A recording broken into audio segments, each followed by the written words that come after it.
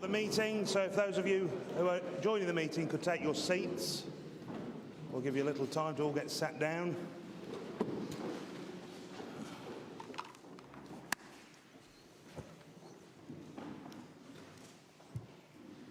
Thank you. My word. Can I remind everybody to put their phones onto silent or switch them off if possible, and also remind people that when they wish to speak, to raise their hand so the microphone and the camera people can get ready to come and hear you. May I also suggest you choose whether you stand or you stay seated when you speak. That is up to you, whatever you feel comfortable with. I'm being told they can't hear me, is that right? Echo, okay. I can't do anything about that other than turning it off, which I'm sure people would be pleased for me to do. Okay, I'll leave them to deal with the echo. I'll start the meeting. So we have apologies for absence. I've received 5 apologies for absence. Do you wish me to read them out? Or? So we have Penny Ann O'Donnell, Tracy Drew, Councillor Rolfe, Jackie Darcy, no, Youssef Damash. Agenda item 2, members' disclosures of pecuniary and non-pecuniary interest. Do any members have any? I think you can announce them at the time if you just realise that you had and you didn't speak at the time we asked. Is that no? Okay, I'll move on then to agenda item 3, the minutes from the previous meeting. Have all members read the minutes from the previous meeting? And do they have any issues they wish to raise at this point, or any corrections? Is every member happy that I sign the minutes from that meeting then? Thank you.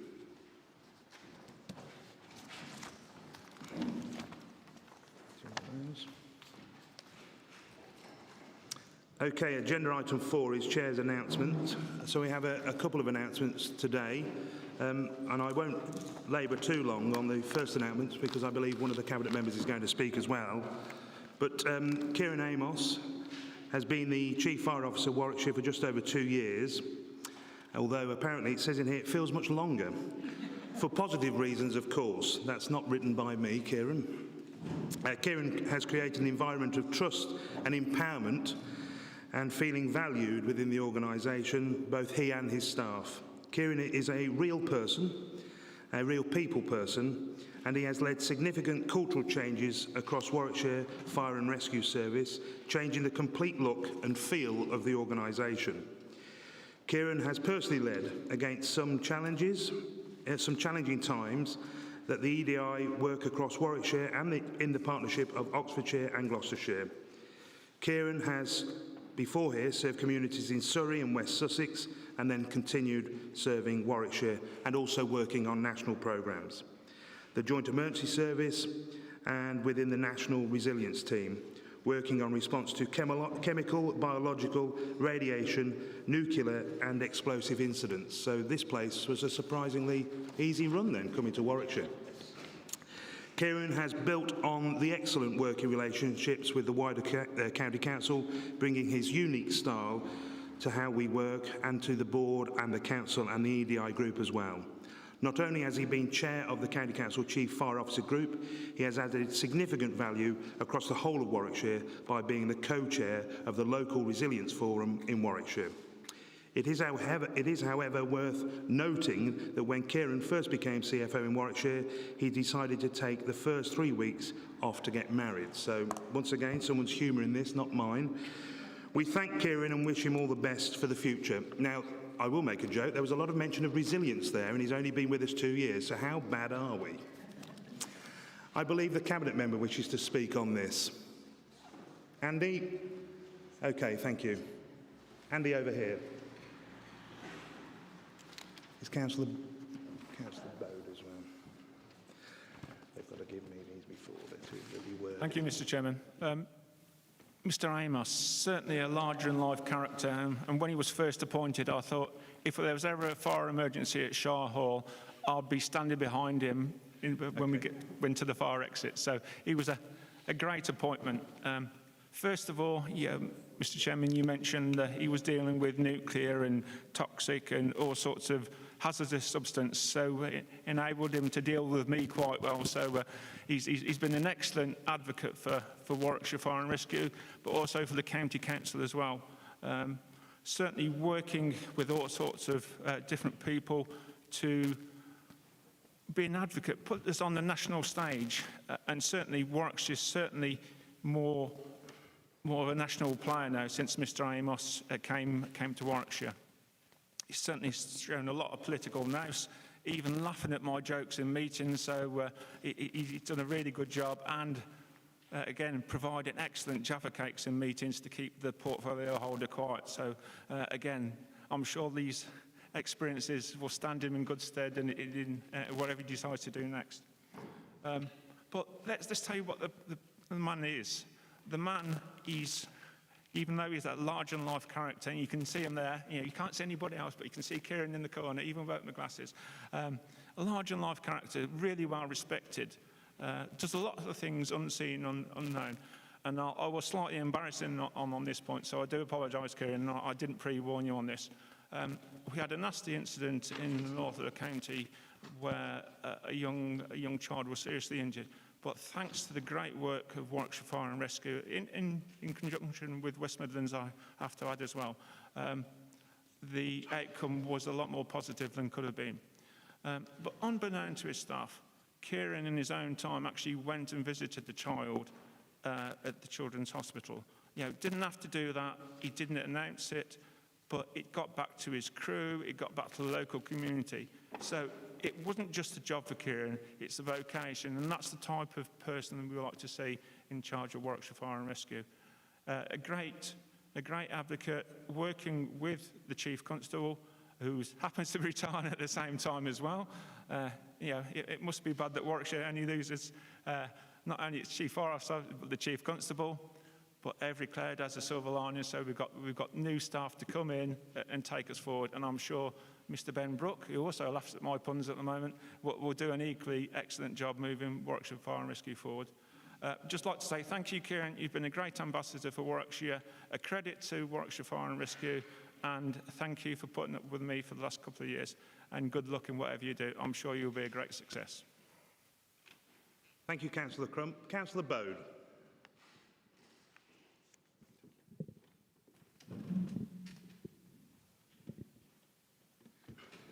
Thank you, Chair. I'm going to stand up, if I may. It doesn't seem right to sit down in a full council meeting. I too want you to pay tribute to the work that Kieran has done, and perhaps I should be more formal. But I don't think he's a very formal person, and I think there's been a real breath of fresh air coming into the fire service, and I'm really sorry that you're for reasons that we have to know about, that you're not able to stay longer. I particularly wanted to mention, I obviously agree with everything that Councillor Crump has said, but I particularly wanted to mention the work you did on diversity. I think you've brought a real fresh look at what, for some people on the outside, I don't think the fire service is perceived as being a particularly diverse organisation. The words male and white probably come to mind when most people think about the fire service. But actually, I think you've made huge strides in having a completely different look at the way things happen. One of the things I've spoken about in this chamber before is the fact that for Warwickshire Pride, would be coming up to 2 years ago now, one of the fire engines was actually dressed in the Pride colours.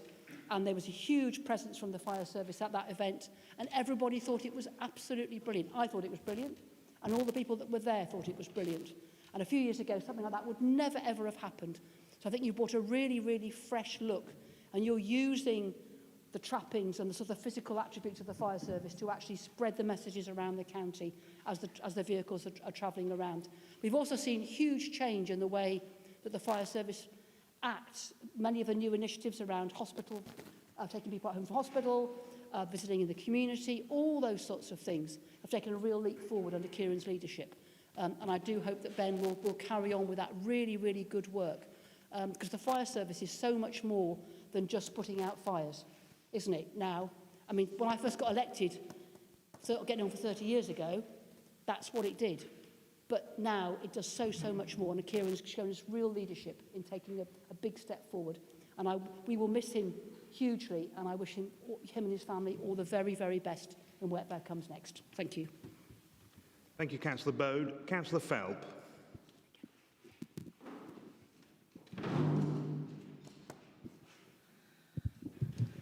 Thank you. I will stand up as well. I can talk to the rest of the committee and to Kieran. Poor Kieran hadn't even started in the antechamber, and I bounded in. Oh, somebody I don't know. I'll go and say hello. And he got a full chapter and verse about the independent state of Whitnash. And from that day, whenever I've needed any help or support, I've contacted Kieran. He put me in touch with the station commander at Leamington, and we've done some great work together, especially at my forum. And I don't know if the chairman remembers this, but I actually was trying to get in my car in Barrack Street, and you know how difficult it is. And I just couldn't get in the car. My husband wanted the car, and I was beginning to panic, and down came Kieran and the chairman, and I still don't know, Kieran, how you managed to get in the car. You know, I'm not the slightest a person, but, you know, you're a big built chap. But him and the chairman actually got me in the car. And I was amazed, absolutely amazed. I managed to get back to my husband so he could have the car and go to a meeting. But in all seriousness, Kieran, it's been a real pleasure to work with you the last couple of years. Whitnash is very grateful. Thank you very much. We will miss you, but I know we've got a good replacement. And I know Paul and Barney will still look after Whitnash. So thank you. Good luck in the future. Okay, thank you, Councillor Phelp. I do recall doing that now. I'd forgotten that I was a retained fire officer for a brief moment. Councillor Seckham, Leader of the Council. Yeah, John Holland's next, after Councillor Seckham.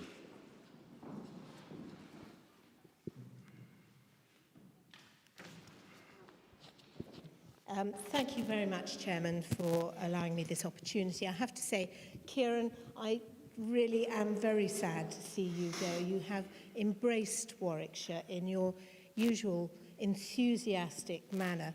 I want to just go back. The very first time, I think, or almost the first time that we met, was in the tentage outside the Shire Hall for the bike race. And you were so excited and enthusiastic about it, and I felt that this was a really great start, someone who was interested in what Warwickshire was all about and embracing the opportunities of highlighting Warwickshire on a bigger platform than just this council. I think what I'd like to just say, the few words that capture you to me are your humanity, your warmth and your boundless enthusiasm, which I think has been demonstrated not just in members and the stories that we all could tell about you in a relatively short time, but how you've embraced the family of your fire service as well. In your open days, Sarah talked about the diversity, and one more story that comes to mind, actually Bill Gifford will remember this, was that Pride Day in Leamington at the park, and there was the fire engine all glittered up and everything, and there was Kieran with glitter all over his face, feather boas, the rest, and I just, the humanity was absolutely standing out, and embraced every opportunity to feel part of the people that you were with at the time. It is a real gift, and I don't think anyone can diminish the gift that you have of bonding with people. And that has also held us in a really strong stead around building partnerships, because everything we do is partnerships, and partnerships are built and thrive on the trust that people have in the people who develop them. And you have helped us enormously in that. And I thank you enormously for all you've done for Warwickshire, which is a great deal in a short time. Thank you. Thank you, Councillor Seckham. Councillor Holland.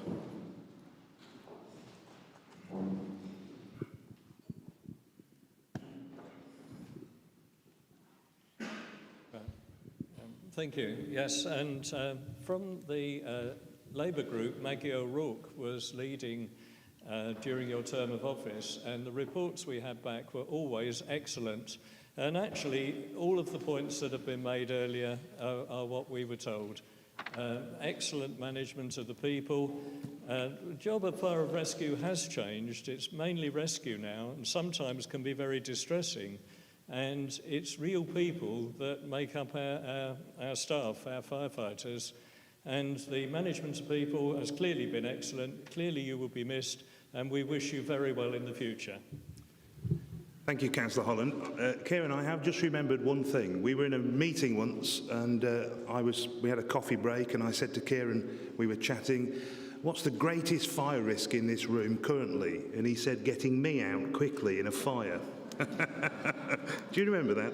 Anyway, thank you, Kieran. You will be missed. Thank you. Council, I have the sad duty to inform this hall of the passing of former County Councillor John Whitehouse. John served the Kenilworth Abbey Division in the Liberal interest from 2005 to 2017.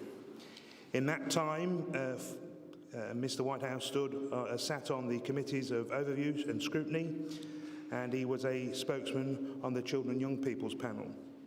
A keen advocate for cycling, he was the council's cycling champion and was a strong lobbyist for the cycling group and to encourage the development of their facilities and provision for their services across the county, and particularly Kenilworth to Leamington cycle routes. So our condolences are with former Councillor Whitehouse's family at this sad time. I do believe that somebody from the Liberal group is going to speak. Am I right? Councillor Roothouse.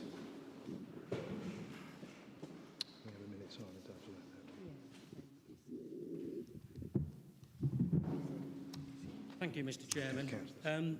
It is with great sadness, really, that we bring John Whitehouse here. I first met John in 2005 as he entered Shire Hall as a newly elected councillor, and over the period of his time here, we worked very closely on budgets and particular elements as per the safer routes to schools, the 20 mile an hour, and I'll come back to adult social care in a minute. And as Councillor Seckham and others will know, we went through some heady times of no overall control during those periods. And it was John within our group who actually was great master at the detail and had great respect from officers and councillors alike from across the spectrum about that detail and how he would look at that detail and bring that forward to the benefit of everybody concerned. And certainly in the safer routes to schools issue there, he actually took that, and it didn't matter where it was in Warwickshire, he would take that and bring that forward. John became a close friend to me and to the group as well, with his work that he did in Kenilworth, and then as HS2 reared its head, he became actively involved with HS2 and the particular activities around that, and he took that on and beyond and worked across party here on those particular issues as well. Mr Chairman, you come across people, elected members from time to time, who show extreme passion for their communities and extreme work goes across the political divide. And John was one of those people, quite clearly.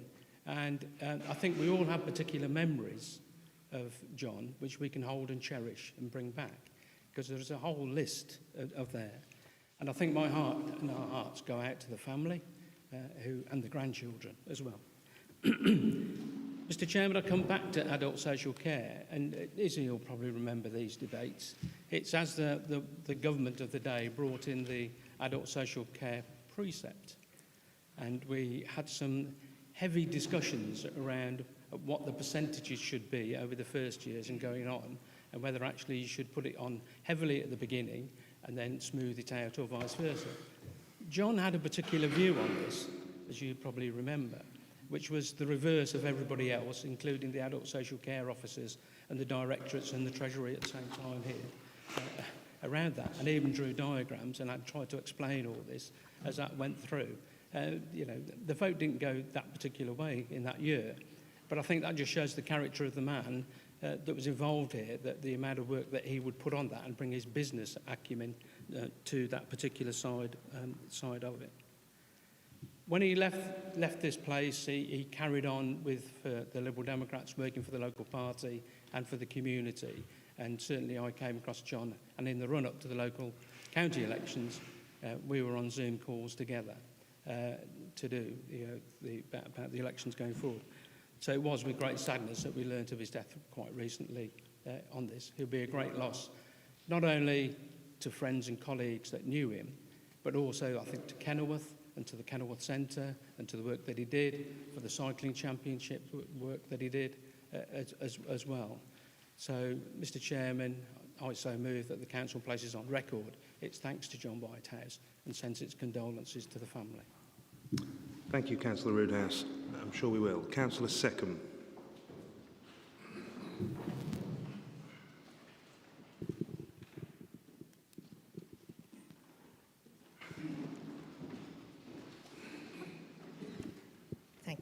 Thank you. It is a great sadness to learn of John's death recently.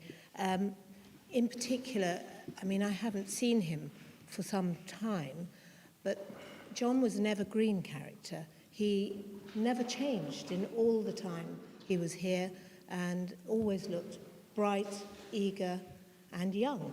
And it is unimaginable in those situations with people that you see the human frailty come through. Jerry's reminded me through that of so many occasions, but John was a significant character in this council. He worked hard, he was an eye for detail, he particularly built knowledge around those areas that he had a special interest in, and I believe in many ways made changes for the good for this council. Safer schools, safer routes to schools, all of that. I can remember him coming to my area and absolutely understanding that these were decisions that needed to be made, no matter the politics. And actually, the politics has always been played out in part in chambers like this, but actually we get on with business and do what's needed for Warwickshire to make it a better place. And John understood that and was very, very wise in how he approached dialogue and getting things done. As a Kenilworth councillor, he was incredibly committed to Kenilworth. In particular, I want to bring up, there were many things, but I want to bring up the provision for youth in Kenilworth. He was absolutely committed in ensuring that that was something that was maintained and delivered for the Kenilworth residents and fought hard for it. I believe he made a big difference for Kenilworth. He made a big difference for many communities in Warwickshire in what was arguably a difficult time when we were in no overall control. So thank you, John, for all you have given to Warwickshire. Thank you for your time, your passion, and thank you to his family for lending him to us. Thank you, Councillor Seckham. Councillor Chilvers.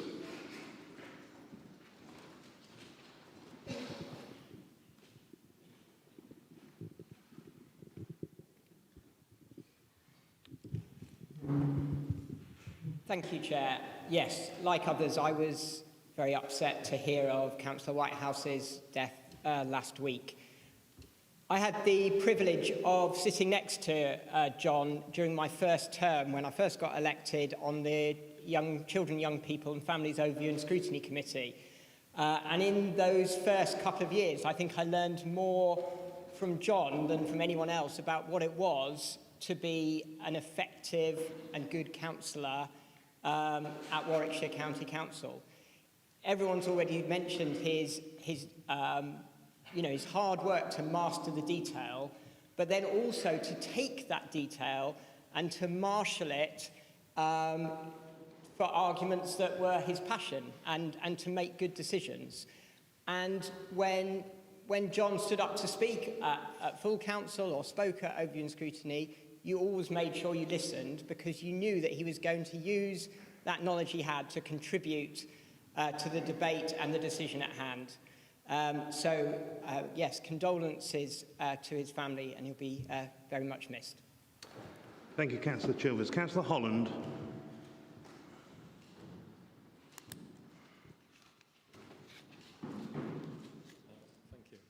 Yes, I echo all of those comments, and John will be missed.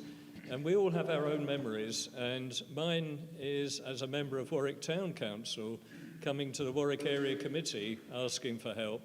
And John made a big effort to understand the problem and to come up with practical solutions. I agree with everything that's been said, and our sympathies to his family and friends. Thank you, Councillor Holland. May I ask everybody in the hall to stand for a minute's silence?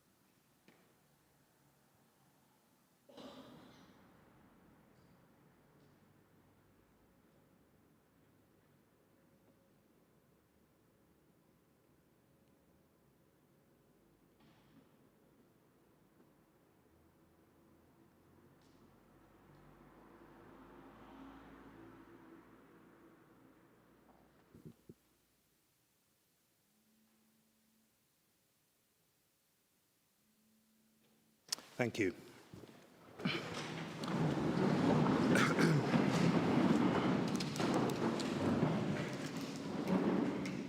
Well, we move on to agenda item 5 of the minutes of the agenda. Ms Fotchick, you're going to present a petition. You have 5 minutes. You don't have to stand if you don't wish to. I won't be draconian if your 5 minutes goes over a bit. If you get stuck at any point and you want to start, just take your own time, very casual, and you're okay for water. Okay, so whenever you wish, Chloe. Thank you. Hi, so I'm Chloe Foytick, and I started the streetlight petition to get the streetlights turned back on overnight in Warwickshire. I started this petition in March 2021 because, as a woman, I don't feel safe walking home in the dark. I would like to present this petition on behalf of everyone who has signed, and on behalf of anyone who clutches their keys in between their fingers just that little bit tighter on their way home, the people who tuck their hair into their coats so they can't be grabbed from behind, the people who carry literal alarms in their pockets out of fear of being assaulted and raped. This petition is for those people who are scared to walk home in the darkness. When I started this petition, I posted in a local town forum group on Facebook, and the support was unreal. I then invited anyone who has had a bad experience whilst the streetlights have been off in Warwickshire to message me their stories anonymously. The response I received was astonishing. Roughly 50 people responded to me with their personal stories of walking home in the dark. The stories range from feeling unsafe generally, all the way to serious assault, harassment, and sexual assault. Every single person who messaged me was a woman. And out of those 50 women who messaged me, only 2 of those have reported their incidents to the police. I will now read one of the stories sent to me by a young woman living in Stratford-upon-Avon. 6 years ago, I walked home on my own after 2 a.m. I had never felt fear walking on my own until that night. I was walking home, and as soon as I turned the corner of my street, where the streetlights were off, this man ran behind me and snatched my handbag. I had my passport, keys, purse, my whole young adult life, really. Stupidly, now I think of it, on my own, as I had no one to go to, I ran back to see if I could find my bag thrown on the side of the road. The man was standing by the canal, emptying my belongings. I pled for my passport and keys. He took £80 in cash and threw my bag back, not before asking me to have sex with him. I cried and begged for him just to leave me alone. He left me alone, and I got my handbag, passport, and keys back. I was foolish for going after him and incredibly lucky that it could have ended much worse. I then attempted twice to see someone at the police station, but it was shut with no one around, so I gave up. I understand that these big decisions are normally decided looking at facts, figures and monetary means. However, in this situation, I ask you to consider this petition with the thought of how residents feel at the forefront of your mind. I have also received messages with concern for car crime, theft and also injuries sustained from tripping over because you literally cannot see where you're going whilst the streetlights are off. I understand that Warwickshire County Council have fitted energy-saving bulbs to the streetlights that can be dimmed. I feel as if the safety of residents, especially women, should come before saving money. I would also like to add that I can assure you no one is jumping on a bandwagon. This is not a bandwagon issue, as the leader of the council claimed it to be a few months back. This is a serious issue that thousands of residents are concerned about. I thank you for listening, and I really hope that this petition will be considered carefully. Thank you. Thank you. Councillor Redford.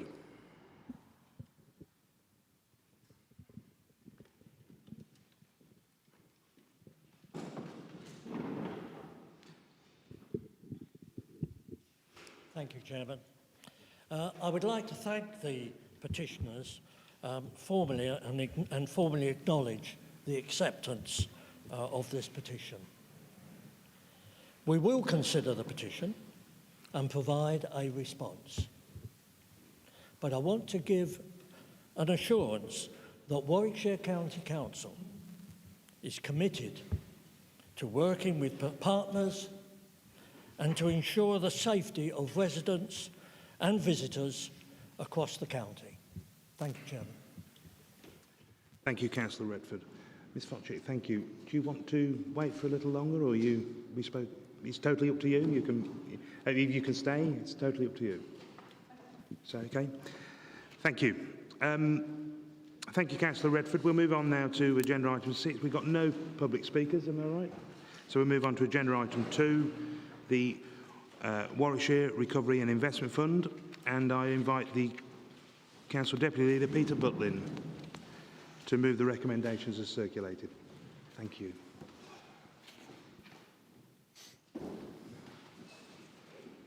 Thank you, Chair. The Warwickshire Recovery Investment Fund, fondly known as RIF. I'm often kind of saying, what's RIF? But this is what it is. This has gone through a process from when we kind of got granted permission from the full council to kind of go forward with drawing this up. Just recently it's gone through the Cabinet, where we kind of approved the business case and also the governance of the said initiative that we have before us. To kind of appraise what we're about, this is about recovery. This is about investing in businesses in Warwickshire. The recovery once we get out of this recovery, and we're hoping that this will occur this next month, a lot of businesses will have had to find extra investment just to recover and to continue existing. We are plugging a gap in investment funds where government funding is falling away, and also giving opportunities to find investment into their businesses through this Warwickshire Investment Fund. It is estimated that this will safeguard over 4,000 jobs in Warwickshire and create 2,200 more jobs as a result of this investment. I think this is a wise investment of our money in terms of getting businesses and people back to work once the lockdown is over, and also the furlough scheme comes to an end. And that is when we will really see what the impact to our businesses will be. So this is the final hurdle, and this is seeking your approval to put £130 million into the capital fund to bring this forward. It's not there to necessarily make a great deal of money for us, although it will wipe its face and make a small amount of money after the 5-year period. It's reckoned that it will make us about 4.6 million. The best part of this is, because this is an investment or a loan scheme rather than a grant scheme which we've been operating in the past, we can keep moving the money around. and as people keep paying it back to us, we can invest it out again, and we actually kind of get the money back. But it's about recovery. So on that point, I think we've had seminars, meetings, and I think pretty well every member of this council knows what RIF is and what its agenda is and what it means to the people of Warwickshire. So I'm willing to ask questions on this one. Thank you, Councillor Butlin. I believe that's being seconded by Councillor Cords. Councillor Cords, this.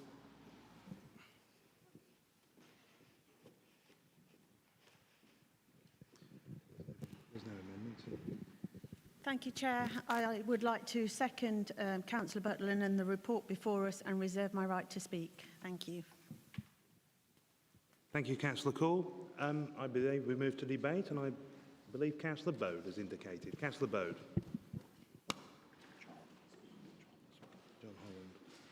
John Holland.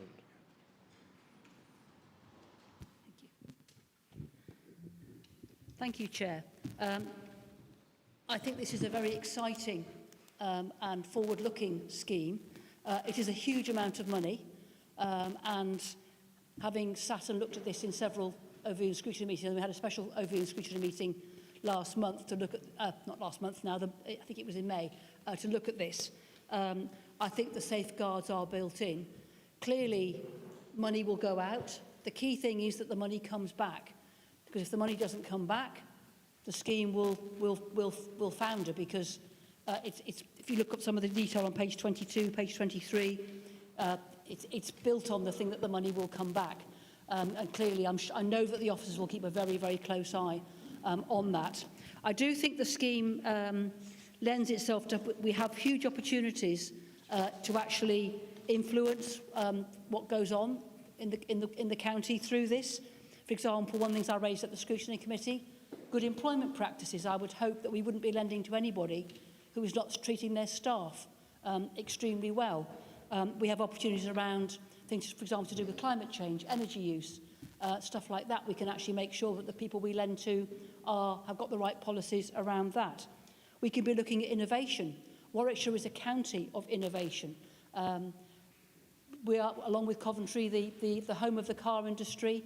Huge numbers of people in Warwickshire work in the car industry, whether it's at Gaydon for JLR or other bits of the supply chain. So again, there's huge opportunities to be looking at lending to companies that are showing innovation, doing things for the good of the people of Warwickshire and the rest of the country. So I think this is a really exciting scheme. I hope we will be getting regular reports back, presumably to scrutiny and through to Cabinet, on how this is going. And I look forward to seeing what positive change the lending of this money will actually make to the future of the county. Thank you. Thank you, Councillor Bode. Councillor Warwick. Thank you, Chairman, and thank you for the opportunity to speak on this. Chair, this is an ambitious scheme. It is a scheme that's needed in these very unprecedented times. And I'm not surprised that this Conservative administration's plan for this is getting cross-party support. We are in a time where jobs need to be protected. The biggest risk and concern for everyone at this time is their job. And this scheme will safeguard, as the portfolio holder has already pointed out, 4,000 jobs and has the potential to create 2,200 jobs. I think this will become a benchmark and a scheme envied by councils up and down this country. We are able to do this because of the prudent management of this administration over the past few years that has enabled us to have the funds and the borrowing abilities to source this. Yes, it needs safeguards. Yes, there are business risks, but this scheme has been costed and is being assessed in a professional, sensible manner. And I really do welcome this. And I have to say to Councillor Butlin, well done for bringing this forward. It had excellent support when we put it through scrutiny a few weeks ago. Thank you very much indeed. This will be welcomed by Warwickshire, and well done for doing your best for the residents of this county to ensure we have strong employment and a strong recovery. Thank you. Thank you, Councillor Warwick. Councillor Holland, if you raise your hand so they... Thank you. Yes. Yes, the opening comment about reduction in government funding is, of course, a concern, but this scheme does have cross-party support and from all sections of the council. It does give us an opportunity as well for other agendas, an ethical investment policy, sustainability, and we do have a member working group on climate change who may well be able to assist here by commenting on specific projects. And I think it's also important to understand what the word prosperity actually means. It isn't just money. It certainly is money, but prosperity is a great deal more than that, and quality of life. The prosperity of Warwickshire can only really come from the knowledge-based economy, and people who are making investments can actually, of course, direct investments in the way that suits the local economy, and the whole thing can get into an upward spiral. So I commend this and support it, but, you know, there is a bit more to prosperity than just money. Thank you. Thank you, Councillor Holland. Councillor Feely.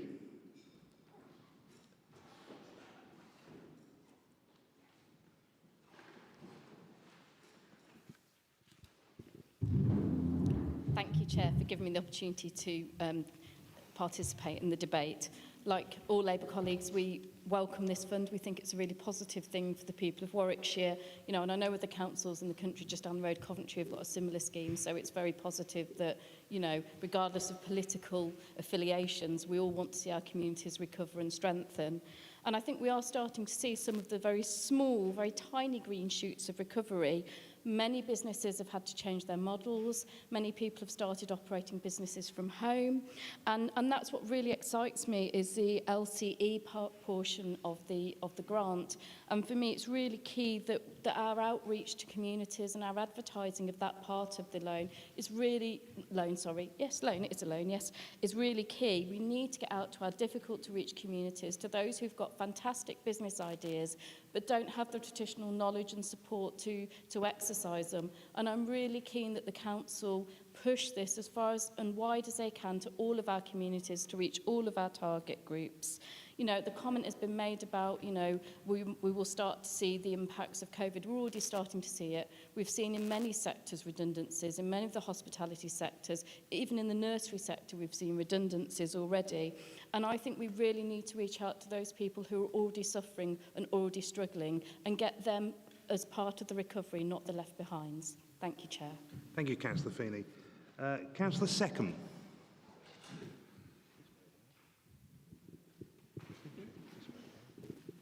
Very good. Oh, no, Councillor Seckham, sorry.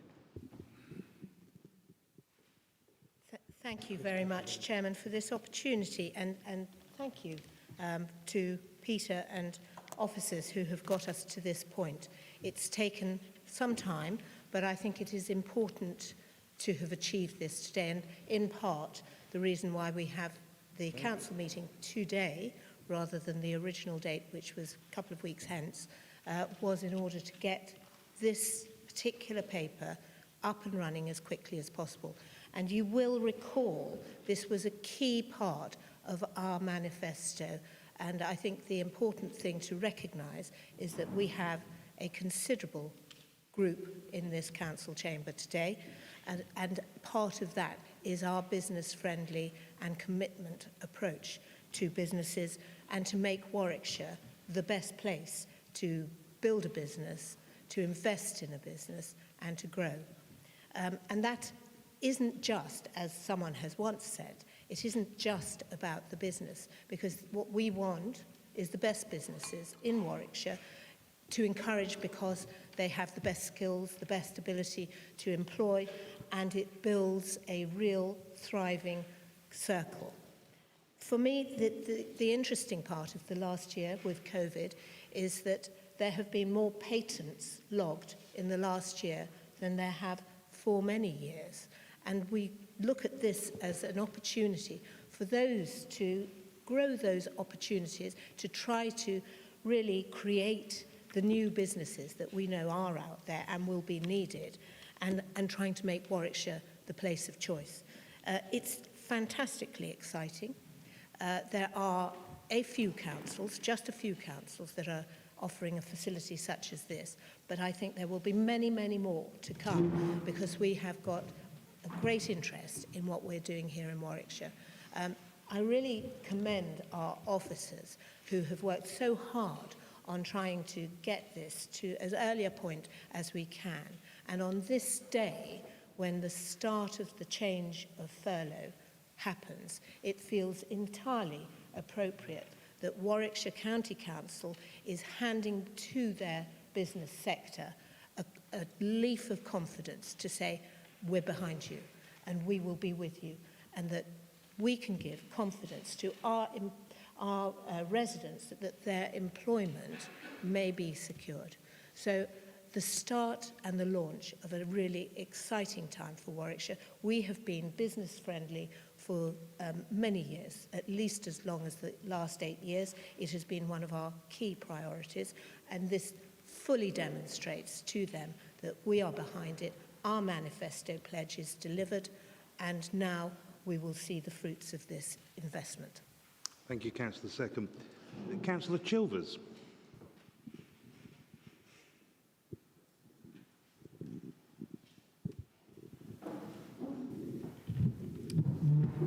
Thank you, Chair. I want to commend a lot of the work that has been done on this. I was concerned about some of the kind of the financial implications in terms of the risks we were taking, but I've to a large extent been reassured on those. I will be abstaining on this today, and I just want to briefly explain why, because I think this is a good scheme. I think we need significant investment for businesses. I think it's a brave and well thought through plan to provide funding when actually there's a market failure in the country.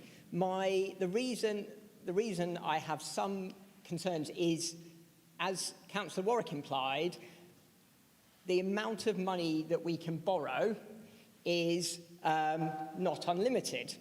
And I know that when we put forward our budget proposals in February and in the future, we had a number of large investor-save schemes around climate adaptation, around social services, and around climate change and energy production, which require large investments using that invest-to-save model. So in good conscience, politics is about deciding where we put some of that investment, and I can't say that we as a group would be able to commit £130 million over 5 years because we think there are other priorities. So we welcome the additional support for businesses, and I support there being a substantial investment in this, but not to the extent, because ultimately I think there are other priorities that we need to take forward as well. And so I'll be abstaining on this programme because of that amount. Thank you. Thank you, Councillor Chilvers. Councillor Kettle.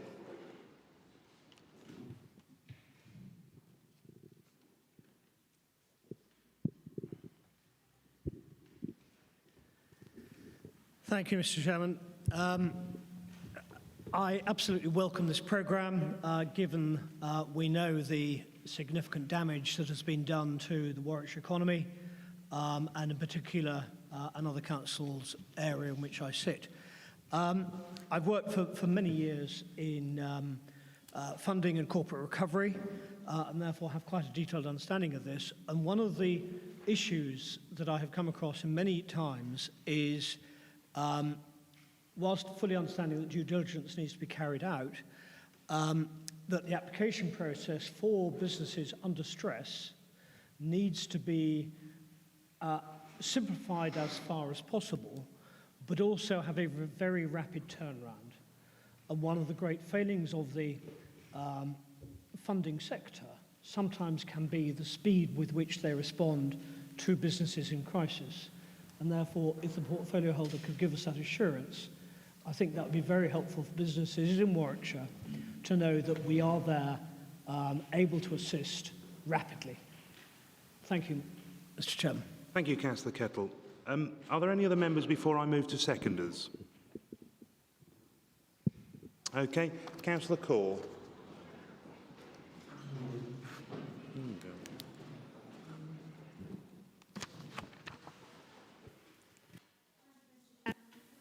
It's really great to hear that this is being accepted and approved by everybody cross-party.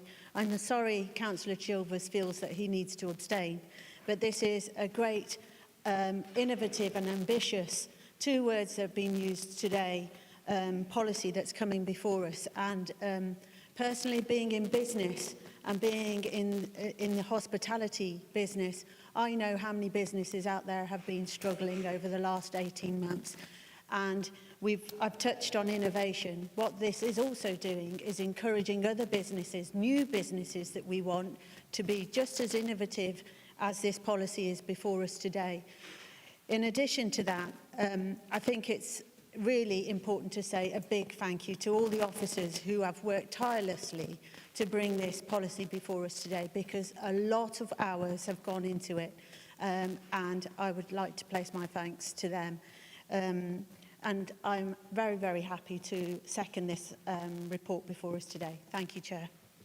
Thank you, Councillor Core. And the mover, the Deputy of the Council, Peter Butlin,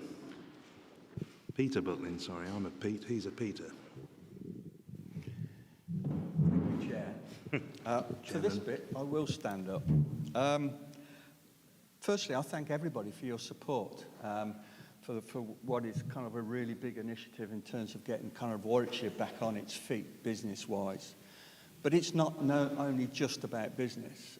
As John Holland has pointed out, it's not really about money, because if it was about money, we'd be looking to make a lot more for ourselves out of this. This is about getting people back on their feet. This is about the dignity of a job, because there's nothing less dignified than not having one. And this is the reason why we brought this forward today. I'm a little bit disappointed, although I have kind of a half-hearted support from Jonathan Chilvers from the Green Party. If you support it, I was going to beg you to kind of reconsider and vote for it if you think it's a good scheme. But we have priorities, and it's quite obvious your priorities are slightly different from ours. So I'll let you off on that one. Councillor Kettle. Speed. We built into the scheme as fast a process as we possibly can, and we're looking to turn around and have decisions made and the money ready available to business as fast as we can. And I think it was written into the papers. If you look on the cabinet papers, it's written in there. So yes, we've recognised that we need to be swift of foot in decision-making process. At the same time, protecting the assets, because this is taxpayers' money we're dealing with. We're a bank, and we have to have all the same regulations of any bank, which is the reason why it's taken this amount of time and this amount of effort to get to the point we have today. And again, as kind of Izzy has just pointed out, we have to thank our officers, because they have bent over backwards to get us to the point we are today and have something to present to those businesses that need that support once we get out of lockdown. So again, thank you very much for your support, and I move the motion as set before us for approval. Thank you very much. Thank you, Councillor Butlin. I call for a vote then. All those in favour? All those against? And any abstentions? I believe that's carried. Thank you.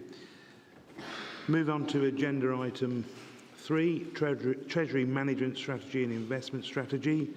I call on once again Councillor Peter Butlin, to move the recommendation.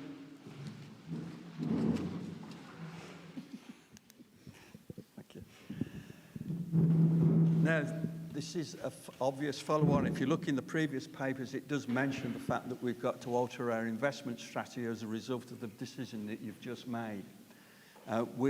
You've just been given permission to borrow a further £130 million, which the result is that we will need to then alter our Treasury investment strategy. So the to cut it short as possible, because we've done this before in Cabinet, we are kind of seeking permission to increase our borrowing from 321.4 million to 451.4 million. Some people might consider this is our eye-watering sums of money, but I assure you, this is well within our capabilities to service. And compared with other authorities, we are in the middle in terms of our borrowing capabilities. We've always been on the low end of borrowing compared with a lot of other authorities. So fortunately, because of the diligence of the kind of way we operate in Warwickshire, we are able to do this. And we have been able to kind of stand up to the plate when a crisis occurs.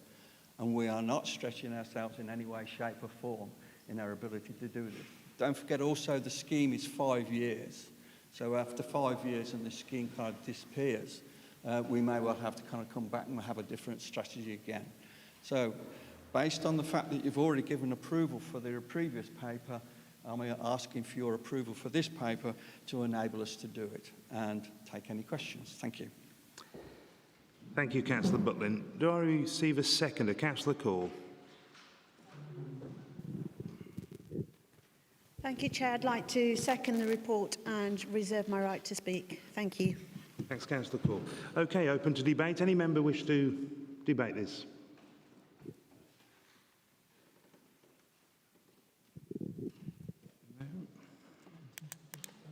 Okay, Councillor Call, would you like to speak on?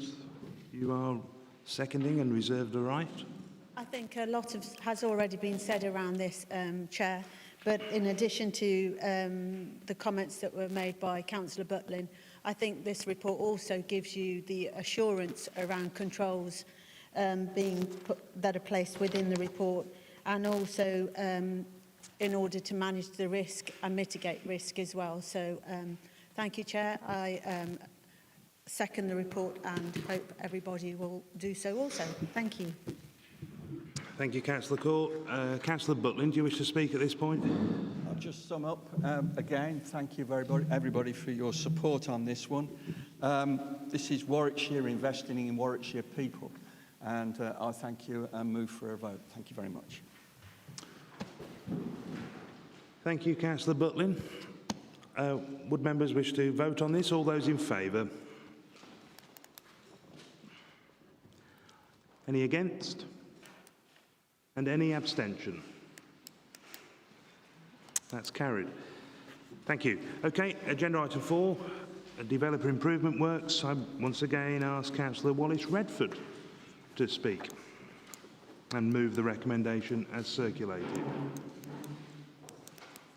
Thank you, Chairman. This is about the highway improvements at the A452 stroke 46 interchange, known as the Thickthorne roundabout, which are required to bring forward the housing developments to the east of Kenilworth. Now, the housing developments have been allocated in Warwick District Council's local plan, and this is the first development that has come forward. Highways England have placed a condition on the development and all future developments that no more than 150 homes can be occupied before the Thickthorne improvements works are completed. To ensure that these works do not hold up the potential developments, it has been recommended that the council forward fund the works from the Capital Investment Fund. The CIF funding would then be paid back from Section 106 funding collected from the developer.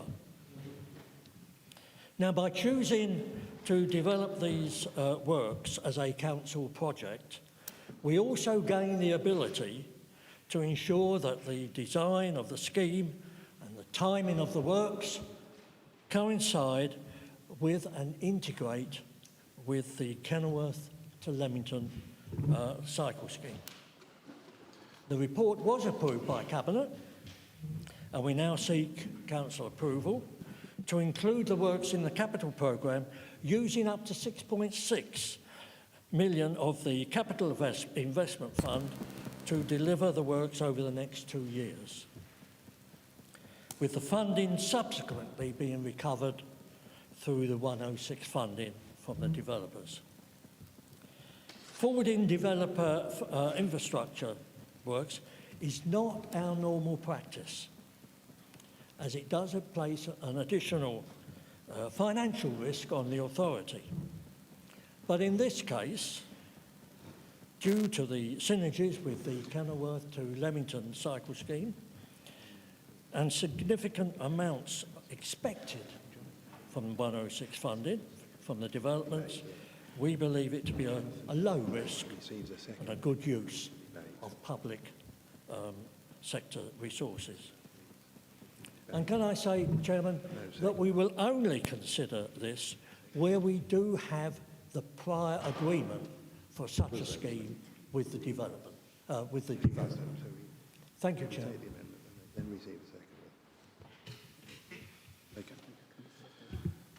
Okay, thank you, Councillor Redford. I believe we have an amendment, and is that proposed by... Seconder, Martin Watson, Councillor Watson.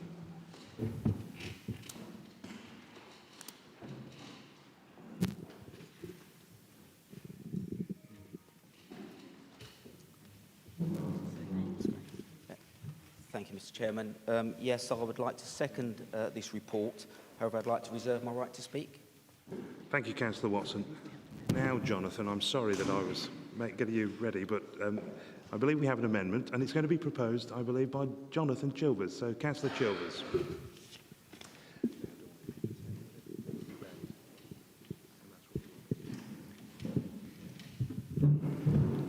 Thank you. So this amendment is on the small piece of green paper that's in front of you.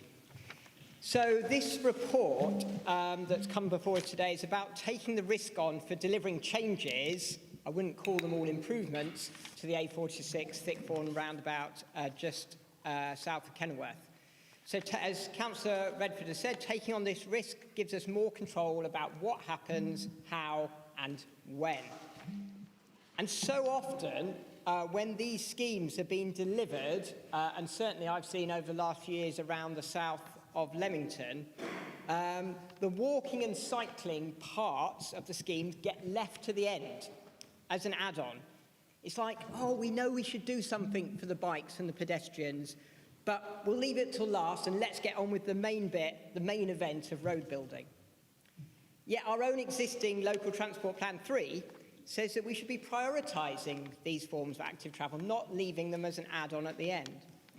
So how, in these kind of developer situations, when we're working with developers, how can we help people to take safer and enjoyable walking and cycling journeys from their new properties, in this case on the east of Kenilworth? How can we encourage more journeys in these ways so that we don't need to spend tens of millions of additional money on widening and widening junctions to push through more vehicles, creating more dangerous air pollution? So the aim of this amendment is that as we step up as an authority to take this extra risk, which Councillor Redford has talked about, that we take the opportunity to prioritise walking and cycling connections in this new development. Now, I appreciate that K2L is explicitly mentioned in this development, in the paper, but there are still questions about how we connect the new cycle route down the Spine Road in the east of Kenilworth to both the Thickthorn roundabout, which will have 3 massive lanes, and on to K2L.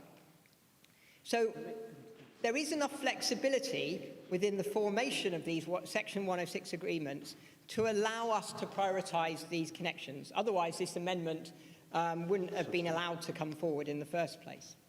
So the key routes we're talking about needing to prioritise, which are especially at the St John's petrol station gyratory, which is the main route for people from the new housing in the east of Kenilworth coming into town. So we need to make sure we get those cycling and walking connections right there. And as we've talked about, the connections coming down the spine road of the new development to the A46, can't say that word, the A46 junction near Kenilworth. Finally, I'd just like to add that the report says that some of the Section 106 funding will be used to future-proof the junction for when we dual the A452 from that A46 roundabout to Berrycote.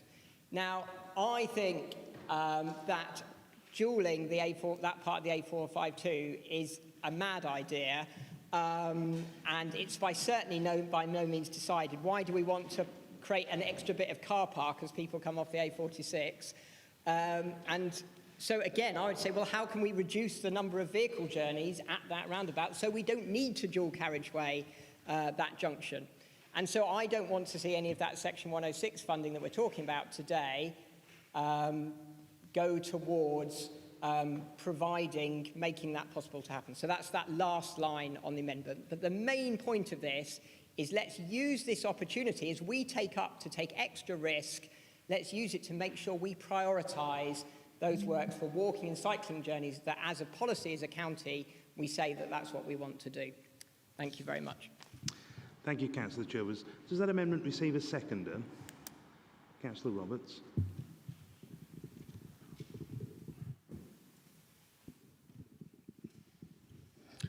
Yes, thank you, Chair. I'd like to second this amendment and reserve my right to speak. Councillor Roberts.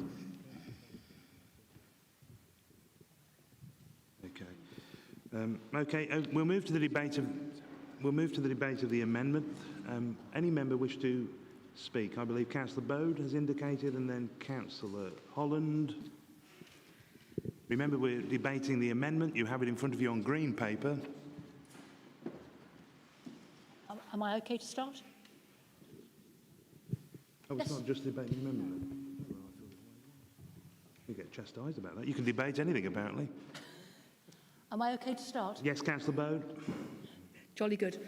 I just rise to support the Green amendment. Councillor Chilvers is absolutely right. Cycling and walking, and dare I say buses, sometimes tend to be the add-ons at the end, and schemes aren't always designed with how can we make sure the least possible journeys happen by car, and how do we encourage people to use alternative forms of transport. I saw a tweet last night that suggested that the huge take-up of cycling that has happened last year as we went into lockdown has sadly now disappeared. People have gone back to the car, basically. So it's really important that we design in to make this not particularly car-friendly. I think I am probably correct in saying that prior to the election, all the members representing Leamington Town were against the dualling between Thickthorne and Berricote.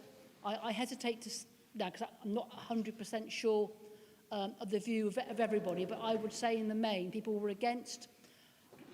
Some of us have been campaigning for K2L and also against the dualling of the 452 between Thickthorne and Leamington for 30-odd years.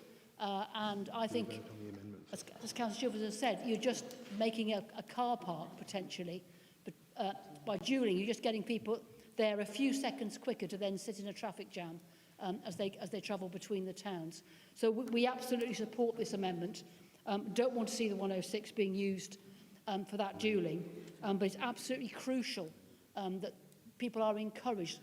I mean, the whole thing of K2L, to encourage people to cycle very safely between Kenilworth and Leamington to Kenilworth, and then join in safely with all the new developments. It's absolutely crucial that this scheme is designed properly from the start and not an add-on, that people get into the habit of cycling, walking and taking the bus from the very moment they start living in those houses and in the rest of those towns, rather than potentially thinking about it later when it's actually too late to change habits. Thank you. Thank you, Councillor Bode. Councillor Holland. The report isn't true. This is not an improvement, and I don't see how anybody can vote for something which isn't true.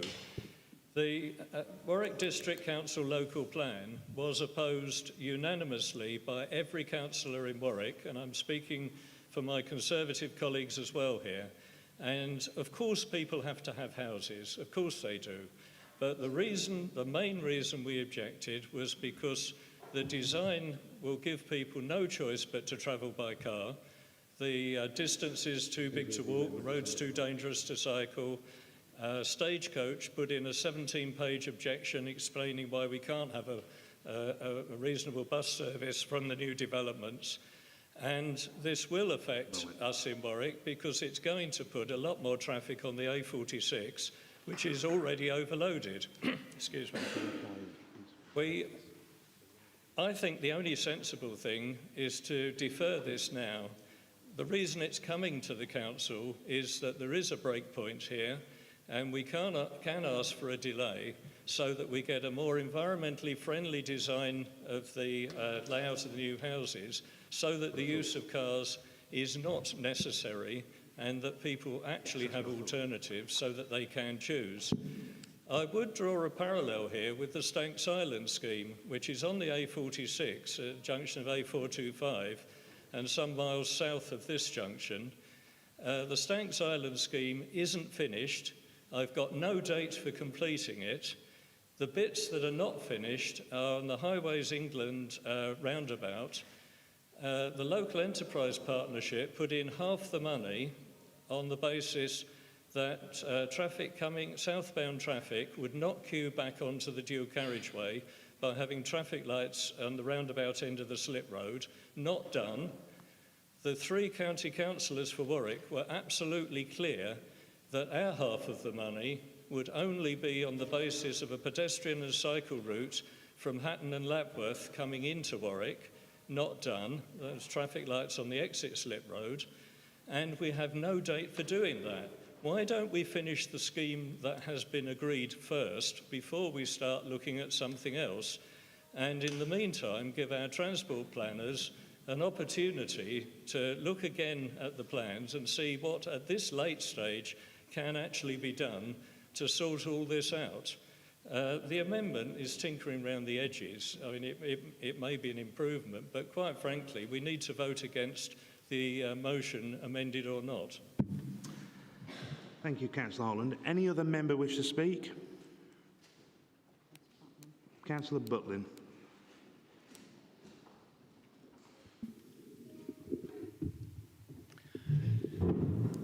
Thank you, Chair. We get these papers come forward to Council on a regular basis where we kind of have to include or make variations on terms of inclusion into our capital schemes for infrastructure paid for by developers.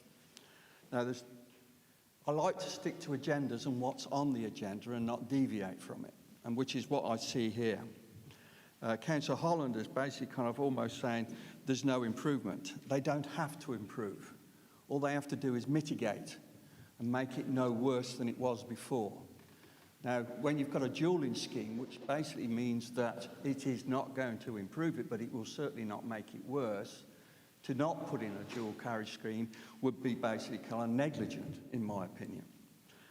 The other thing is a lot of people and the general public over the past few years have basically complained when developers haven't put the infrastructure in at the appropriate time. And what we're doing here is forward funding something so as the public have got the infrastructure in up front. Now, this is what the principle of this paper is before us today. And I think this is a good idea. If you look at the new planning proposals from the government, the big debate is forward funding of infrastructure. In many countries, they put the infrastructure in first and build afterwards. And in that principle, we are trying to do that here. This is good for the public and it's good for those who have to live in the houses that are going to be built here. In terms of the cycle routes, if you trebled the amount of people cycling, you would still only be about 6% of all journeys created. That's if you trebled it from what it is now. At the moment, we've also must point out that buses travel on roads. They don't travel on diminished roads. You have to invest in it so you can have buses to travel on them. So in terms of that aspect of it, it's correct. People are reverting back to their cars at the moment. for the simple reason they're afraid of travelling on our buses and public transport. As that diminishes and people find that it's a good idea to go back to public transport, I'm sure that stress will diminish. We have also invested in K2L, and it's in this paper today. We are investing in cycle routes.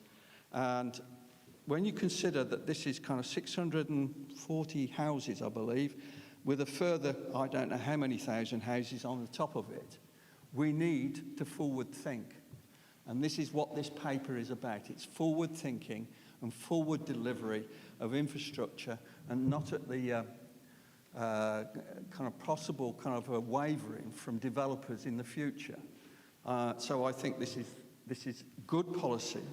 And we've done several schemes where we've had forward funding from Homes England to get forward funded infrastructure. One was in Rugby, and I think we've got two in Rugby, which have been financed by Homes England. This is our opportunity to do this. Our money is secure through the 106 scheme, and I'm sure Wallace will make sure that our money is secure, and we will get it out of the developers over the projection and building out of these houses. So I think to actually defer this is irresponsible, bearing in mind this has got planning permission already. The principle here is whether we kind of wait for them to build so many houses and build it later, or whether we build it up front and protect those people from any kind of vagaries of investment from the developers. So I would oppose the amendment from the Greens and submit that this is a good scheme, well thought through and well financed for ourselves. And what we should be doing is to make sure infrastructure is in place, which is what the public want. Thank you. Thank you, Councillor Butlin. Councillor Gifford.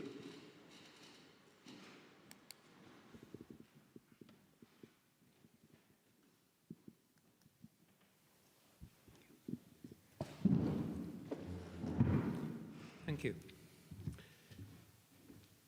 I heard what Councillor Butlin said about getting the infrastructure in before the development. I don't think, unless I've completely misread the Green Amendment, it doesn't suggest anything against getting the investment in before the development.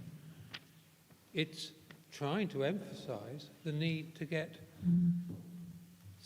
making it the cycling and pedestrian element in, certainly, ideally before the car element in, but certainly no later than.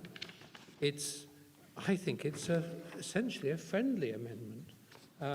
That's how it's read to me. It's also a very sensible amendment. It's worth remembering this council did declare that there was a climate emergency. There are times when I think even Councillor Butlin voted for that. I was really pleased to see that. And that means that we should be treating it as being a climate emergency, which means we should be trying to encourage people to make that modal shift. And I see this amendment as, in part, trying to encourage the modal shift that we all want to see. It's not something which was suggested by Councillor Butlin just now, that is trying to discourage or make it very difficult for people in the new houses. It's actually designed, as I see it, to make things better for the people in the new houses. And therefore, I will certainly be voting for the amendment. Thank you. Thank you, Councillor Gifford. Councillor Feeney.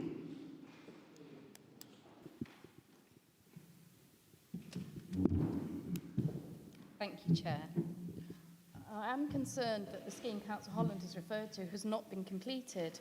And I think that is very much his point, is actually what assurances do we have with this scheme that it may be completed on time and in the right way, as we clearly haven't managed to do yet from Hatton to Warwick.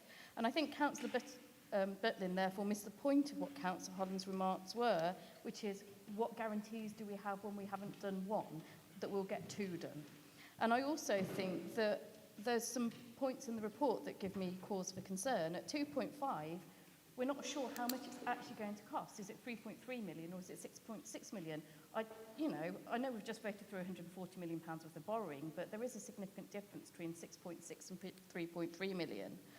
And that the negotiations with the developer haven't yet to be concluded. And it does feel that we are being asked to commit to something in advance of a completed proposal, really. So on those points, I do urge Council to vote against. Thank you. Thank you, Councillor Feeney. I think it's the right and proper point to now move to the seconders who reserve their right to speak. Councillor Roberts.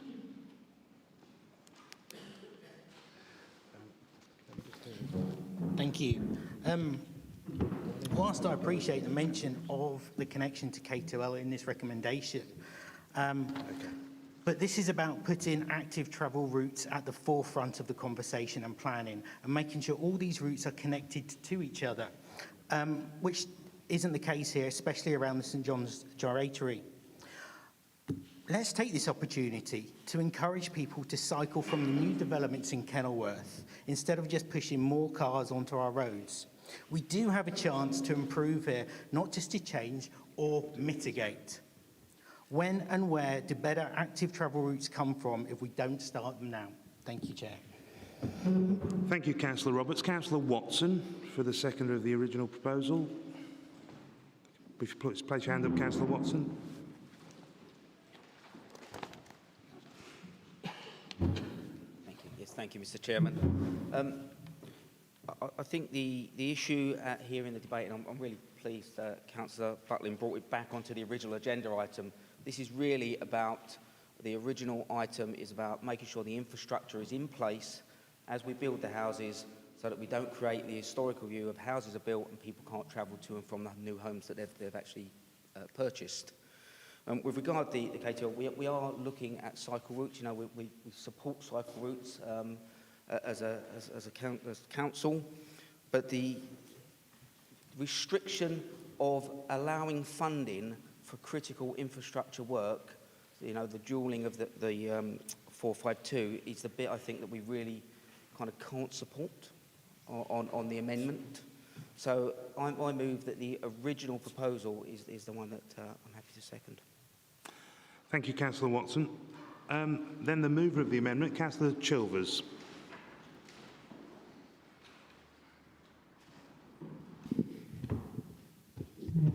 Thank you. Yeah, as Councillor Gifford said, and said it probably better than I will, I agree with the principle of forward funding, and as a council that's taking this on, I'm just saying as we do that, let's prioritise and make sure we get those cycling connections in.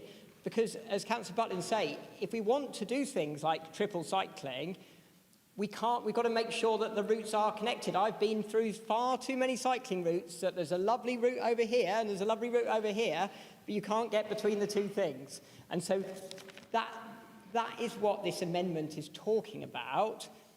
It's not saying let's not do the forward funding, because I'm saying, yeah, let's do that. I agree, it is what the public want, but the public also want good walking and cycling connections into their town centre.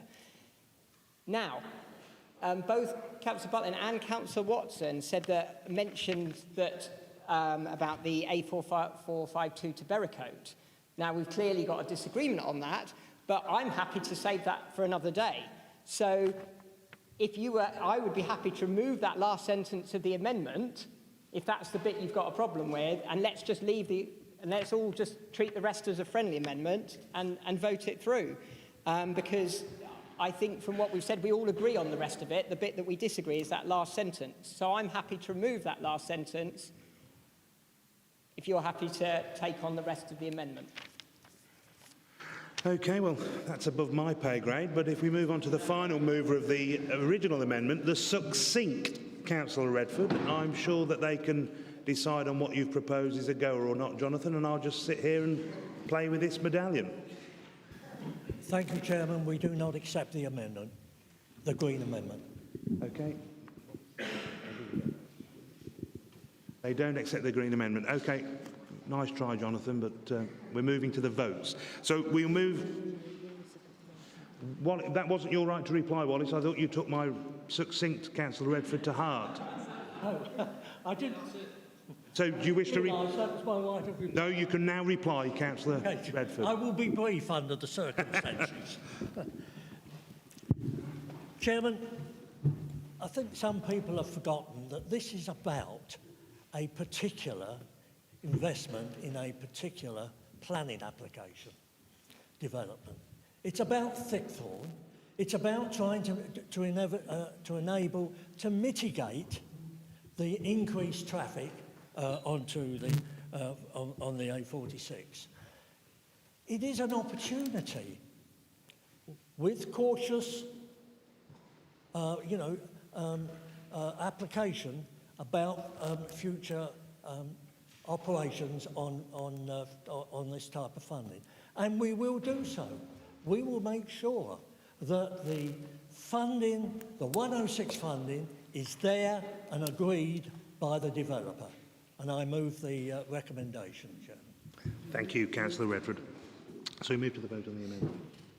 We move then first to the vote on the amendment, which you have in front of you on green paper. All those in favour, please raise your hand. All those against? And any and slowly, any abstentions? No? One abstention? Okay. That vote is lost then, so then we move to the original substantive motion. All those in favour? All those against? And any abstention?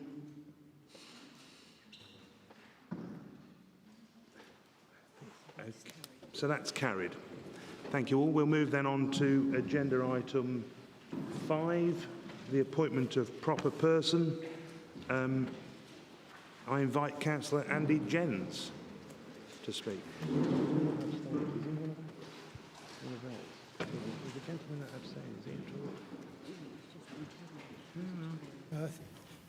Thank you, Chairman. This report covers 2 statutory appointments. Firstly, for current operational reasons, the Council needs to appoint an interim proper officer for registration services on a temporary basis.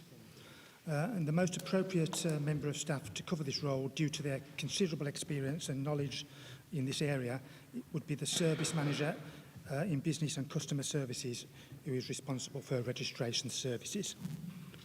The second appointment relates to the statutory scrutiny officer.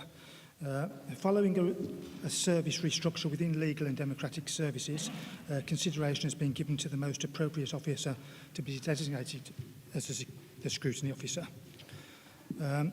And the lead for governance services is considered to be the most appropriate member of staff to undertake the role due to their significant experience in this area and their day-to-day operational management of the scrutiny function. Both these appointments are recommended to the Council to ensure that we fulfil our legal obligations to designate officers to these security roles. So I'll leave it at that for now. Thank you, Chair. Thank you, Councillor Jens. And the seconder is Councillor Humphreys.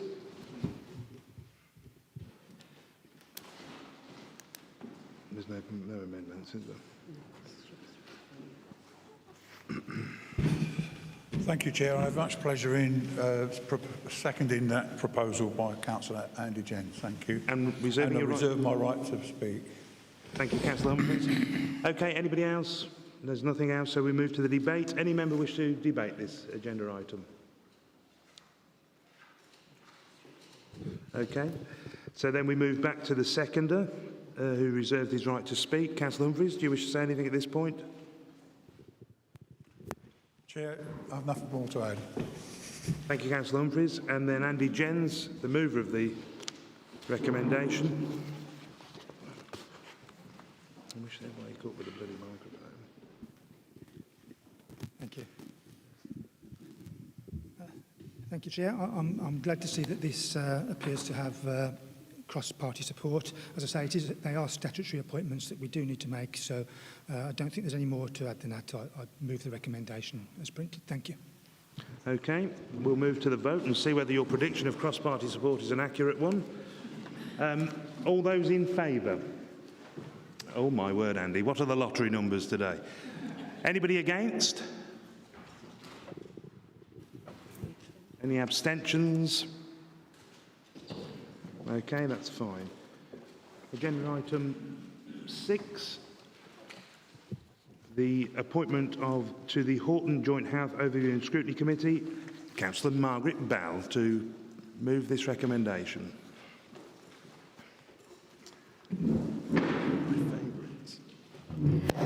Thank you very much, Mr. Chairman.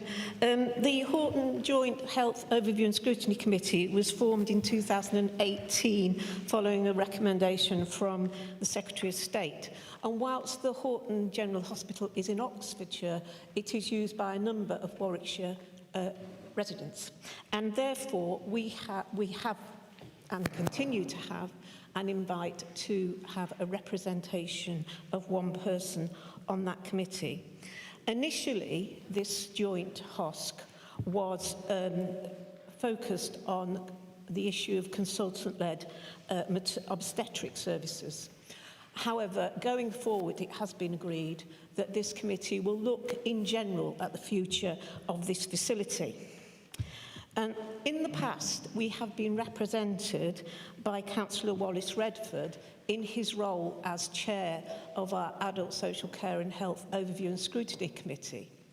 As roles have now changed, it is being proposed that this representation should now be taken over by Councillor Claire Golby in her position of chair of that committee. Thank you, Mr. Chairman. Thank you, Councillor Bell. We have the A-team on this one. Councillor Barker to second.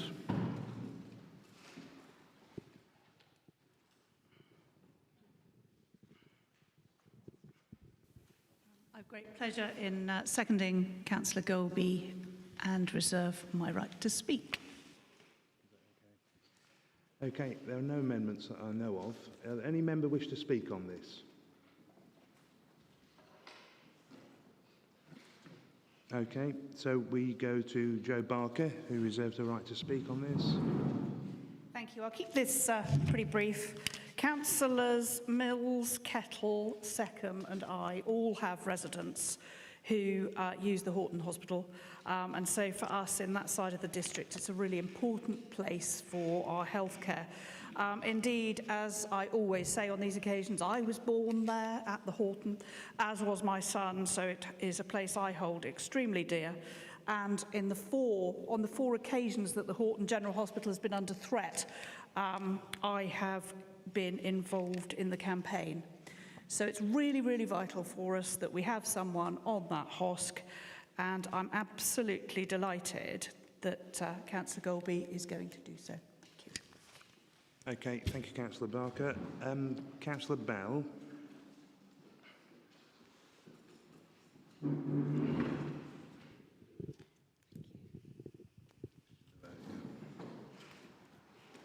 Thank you very much. I just would like to support the recommendation that the Council agrees to nominate Councillor Claire Golby as the Council's representative on the Horton Joint Health Overview and Scrutiny Committee, and I hope that has the support from the whole Council. Thank you, Chairman. Thank you, Councillor Bell. Okay, we move to the vote. All those in favour, please raise your hands. All those against? Any abstentions? One. So that's carried then, thank you. We move to agenda item 7, Audit and Standards Committee Annual Report. I invite Councillor Andy Jens to speak again. If you wait for a moment, Andy, there's just some... just the floor tends to... other people might not hear. Okay, thank you, Councillor Jens. Yes, thank you, Chairman. This is the annual report which presents to Council the work undertaken by the Audit and Standards Committee during the year. The committee carried out a vital role in maintaining oversight of both internal and external audit matters and in promoting high standards of conduct. The work of the committee undertakes is essential in providing assurances to the Council around the robustness of our corporate governance and our risk management arrangements. Notwithstanding the pandemic, the committee has played a no lesser role this year and has undertaken some important work on behalf of the Council, which you will see is reflected in the report. It's worth mentioning that the Audit and Standards Committee considered the annual report at its meeting on the 10th of June and resolved that it be forwarded to the Council for our consideration today. Finally, I do want to take this opportunity to just thank the members who sat on the committee and the independent chair for their contribution they've made in the last year. Thank you, Chair. Thank you, Councillor Jens. Councillor Singh-Birdie, seconding this.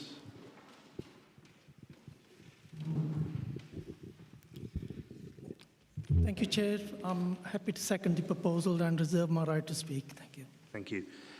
I don't know of any amendments, so we move to the debate. I believe Councillor Gifford.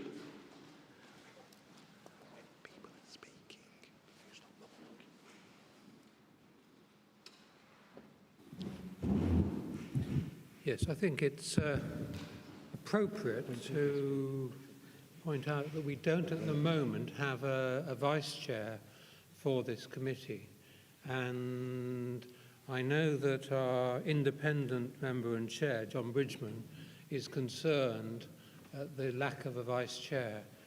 He even thought that his being the chair might be discouraging people coming forward.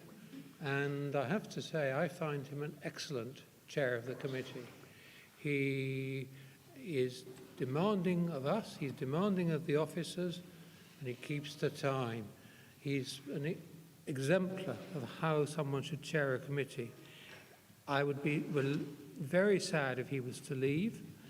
I think it's important that we find a vice chair, and that should be a sort of something that I would hope that we can do in the not too distant future, find a suitable vice chair for this committee, so that John Bridgman doesn't feel the need to come off it, because he has been an excellent chair over many years and has enabled the good work this committee does to be done. Thank you. Thank you, Councillor Gifford. Any other member? Okay, then, with that, we'll move to the seconder again, Parminder Singh-Birdie, who reserved his right to speak. Councillor Singh-Birdie. Thank you, Chair. Chair, its report has cross-party support, so I've got a lot to say on it. I think the paragraph on page 21-27, it says that it was just that the Council had enacted value for money arrangements that secure economy, efficiency and effectiveness of the use of the resources. So that sort of says it all. I'd just like to acknowledge, reference the chair, that the independent chair, John Bridgman, I think does an excellent job, and we should record our thanks for that. I take the point that the other independent member recruitment should be expedited, and we need to find a replacement for that as soon as possible. I would also like to acknowledge, in difficult circumstances, the good work done by all the council officers, the internal and external auditors. I think we need to acknowledge their good work. I'm always amazed how much they can do in difficult circumstances, and on behalf of all the members, I'd like to thank them all. Thank you, Chair. Thank you, Councillor Singh-Birdie. And the mover of the recommendation, Councillor Jens, do you wish to speak?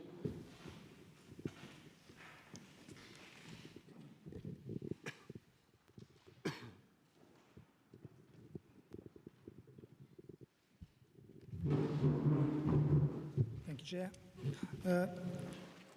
Thank you for those comments. In response to Councillor Gifford's comments, I fully agree we have an excellent chair of the committee and we wouldn't want to lose that chair. As far as the vacancy goes, there is a current vacancy for an independent member of the committee. We've advertised at least twice, I believe, for that, to fill that position, but with no success. My understanding is that we don't actually have a vice chair of this committee. that if the chair was absent or and there was a need for a vice chair, then they would be elected from the membership of the committee at the meeting. So just to clarify how that works, but yes, there is a vacancy for an independent member, and we do need to fill that post, and efforts are continuing to do that. Thank you. Thank you, Councillor Jens. We'll move to the vote then, if there's no other member. Yeah, I know. Yeah, but I'm sure Councillor Fowler can, is it really can vote from there? Okay, all those in favour? All those against? And any abstentions? I believe that's carried. Thank you. Okay, agenda item 8, annual monitor of the use of urgency and call-in procedures, 2020 to 2021. And I believe the Leader of the Council, Councillor Seckham, is moving this recommendation. Is it recommendation or proposal? Proposal. Chairman, councillors, this report is what it says on the tin. It's an annual monitoring and overview of the urgency and call-in procedures. So just to clarify for newer members, the urgency procedures are taken when we don't have the time to go through the normal committee process or cabinet process, and the paperwork needs a degree of, quote, urgency. For that, we have had a number of procedures, urgency procedures, over the last year. Not entirely surprising when we've had COVID and coronavirus. Not all of them have been because of that, and as you go through paragraph 5, you will read the decisions that have been taken. Many of them are portfolio decisions, and some of them are scrutiny decisions, and some too are leader decisions. We have had 3 specifically for the decisions that have been taken because of coronavirus.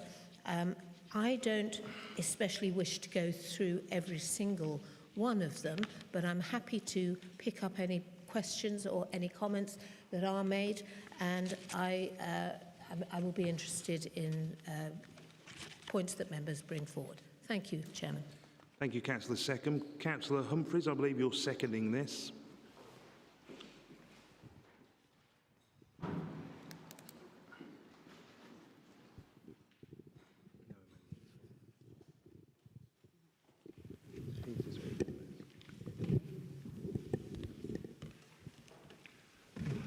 Thank you, Chair. I have great pleasure in seconding that proposal from the Leader, Councillor Seckham. And rights to speak, reserve the right. Yes, thank you for reminding me again. Reserve the right to speak. Thank you. Well, with that then, there's no amendments. We'll move to debate. Councillor Chilvers.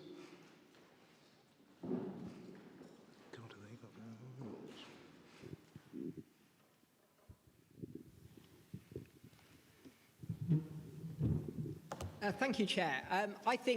I just want to praise the administration and the officers on this point, in that I think we've shown over the last 18 months that just because we're taking a decision quickly doesn't mean to say that we don't have to involve transparency and good questioning and decision making. And certainly my experience over the past year, 18 months during these times, has been that we're able to work at speed. Any time one of these decisions has come forward, I've been informed, officers have responded quickly, members have responded quickly, and I think this is a real model in terms of we do want to move more dynamically and faster at times, and we've shown that we can do that while still being transparent and democratic. And so that is a model that I would like to take forward. And I think maybe one of the ways in which we could take that forward, just a small suggestion, is that identifying wider stakeholders in the community that we should proactively inform when an urgent decision is made, just in the way that I'm informed as a group leader and the people on overview and scrutinies. Can we be a little bit more proactive in saying we're going to inform somebody in the key stakeholders in the wider community to make sure that they have that opportunity at short notice to feed into the decision-making process? But yeah, a thank you to members and officers on how we've handled urgent decisions in the past year. Thank you, Councillor Chilvers. Any other member? No? OK, then we'll move back to the seconder of the proposal, Councillor Humphreys. Chair, it's very important that, you know, in standing orders, this is written down that we actually do remind members. But if you look at section 8, it's 10 years ago, there's only one item. Last year and the year before, 17 items. There's a lot of work that does come forward. I think it's spread over a whole year. It's very important that this is brought to the front of members as well, to remind everybody what's going on.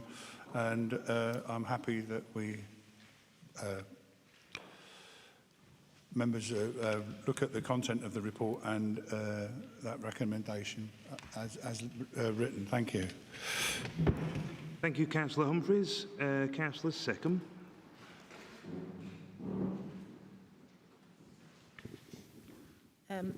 Yes, thank you. And thank you for that comment, Jonathan. I think, you know, transparency and public understanding of what we do and what goes on and how decisions are made is absolutely vital. Happy to consider how we can use this well in the future. I don't particularly want to bypass the system that we have in place because it is a system that engages all members in decision making and policy development. But there is a need to have some urgencies and hence we have used them, and particularly coronavirus has tested the timetable, let's put it like that. From the point of view of how do we engage with wider public on this, I think that there is a means of using social media to ensure that there's a real good advance warning of when we're having to make an urgency and call in. I think it will reach more people, and I would suggest that would be perhaps the quickest and the least clunky way of doing it. So I'm happy to take that side on board. And so with that, I would just move to the recommendation, which is that we note and comment on the report. I think we've done that. Thank you. Thank you, Councillor Seckham.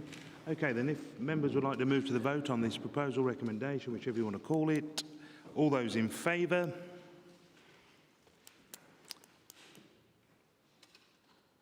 All those against?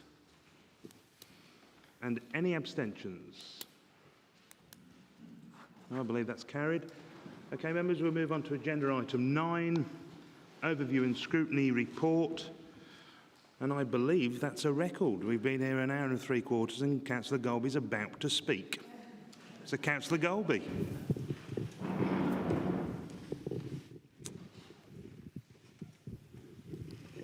Thanks.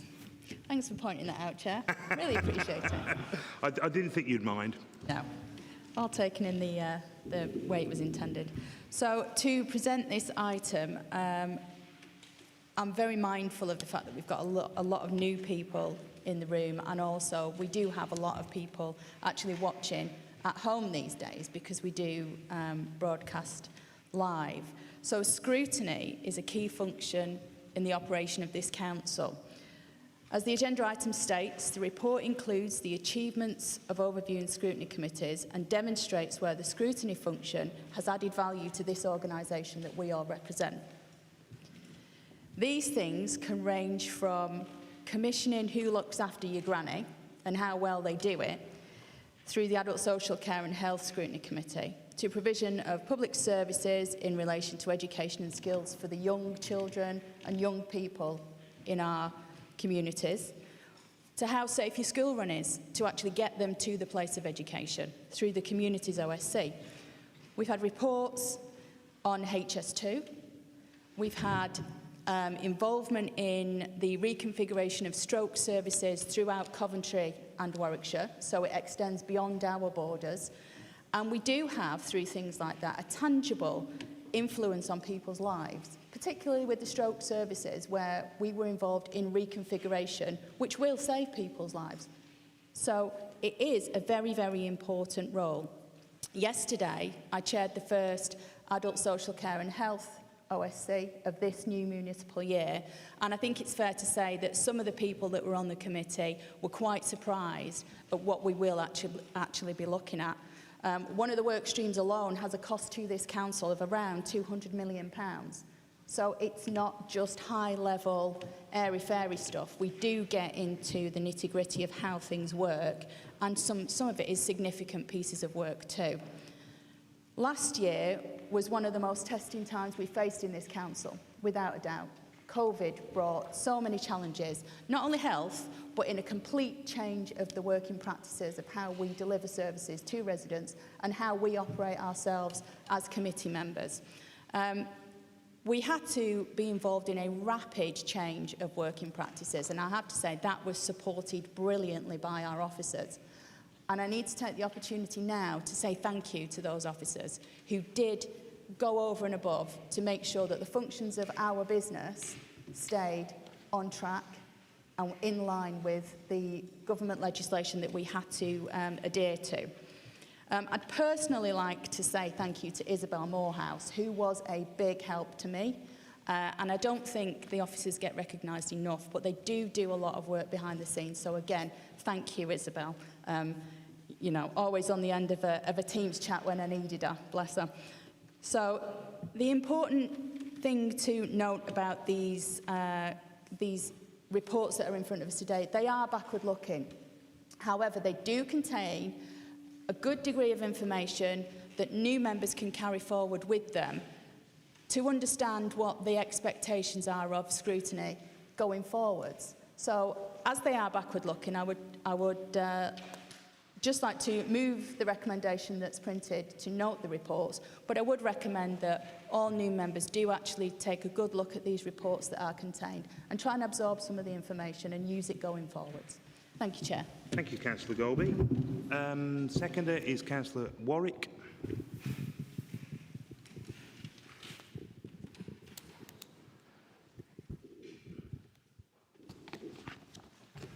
Thank you, Chair. I'm delighted to second Councillor Golby, and I'll reserve my right to speak. Okay, thanks, Councillor Warwick. We have no amendments, so we'll move to the debate. Any member? Councillor Bell. Any other member?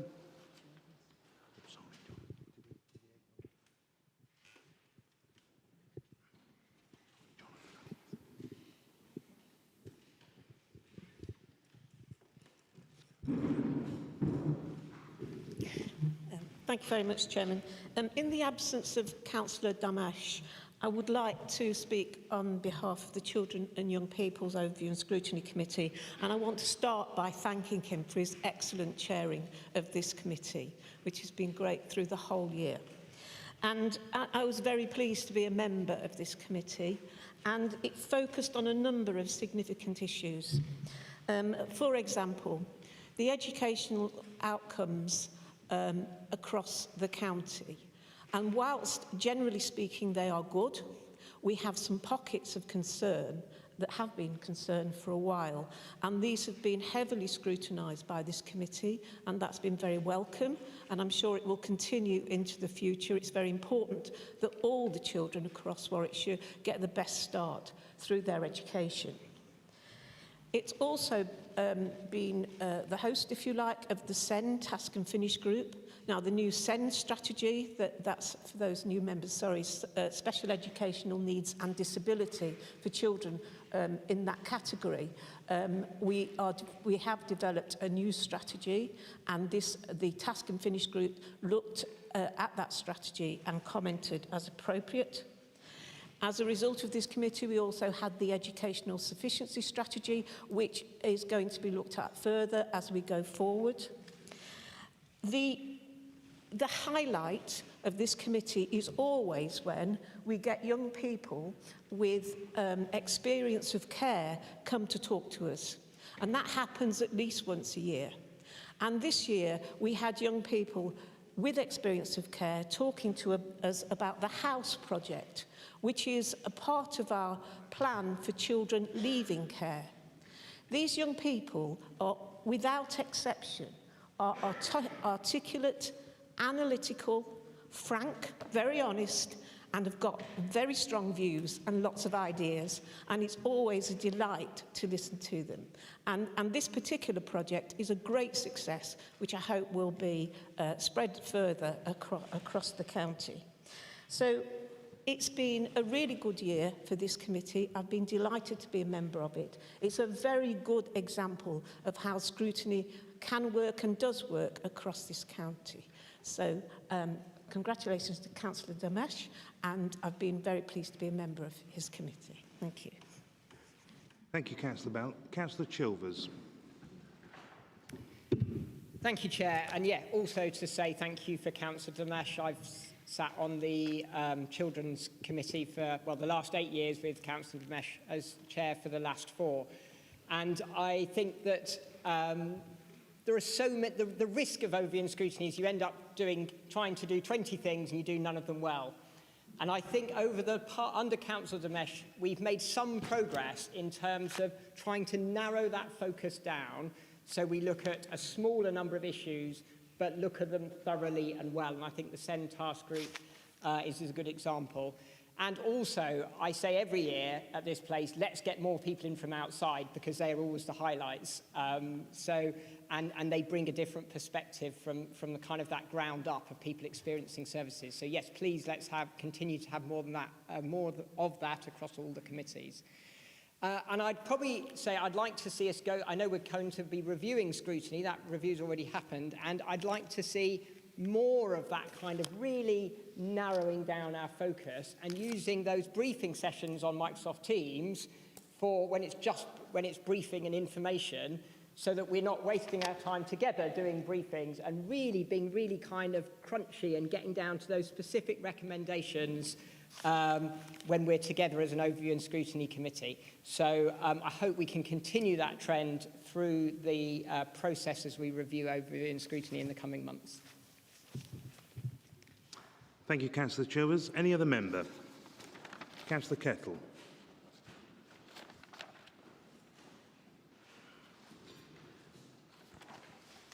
Just a quick thanks to Councillor Redford for his continuing focus on the Horton Joint HOSC.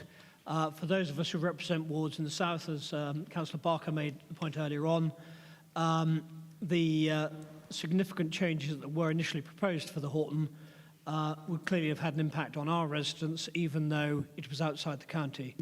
And it is really important that this committee goes on, and I'm sure it will do under its new chair, that we ensure that changes which affect our residents are not taken place without scrutiny by authorities which sit outside our geographical boundary. So thank you, Councillor Redford.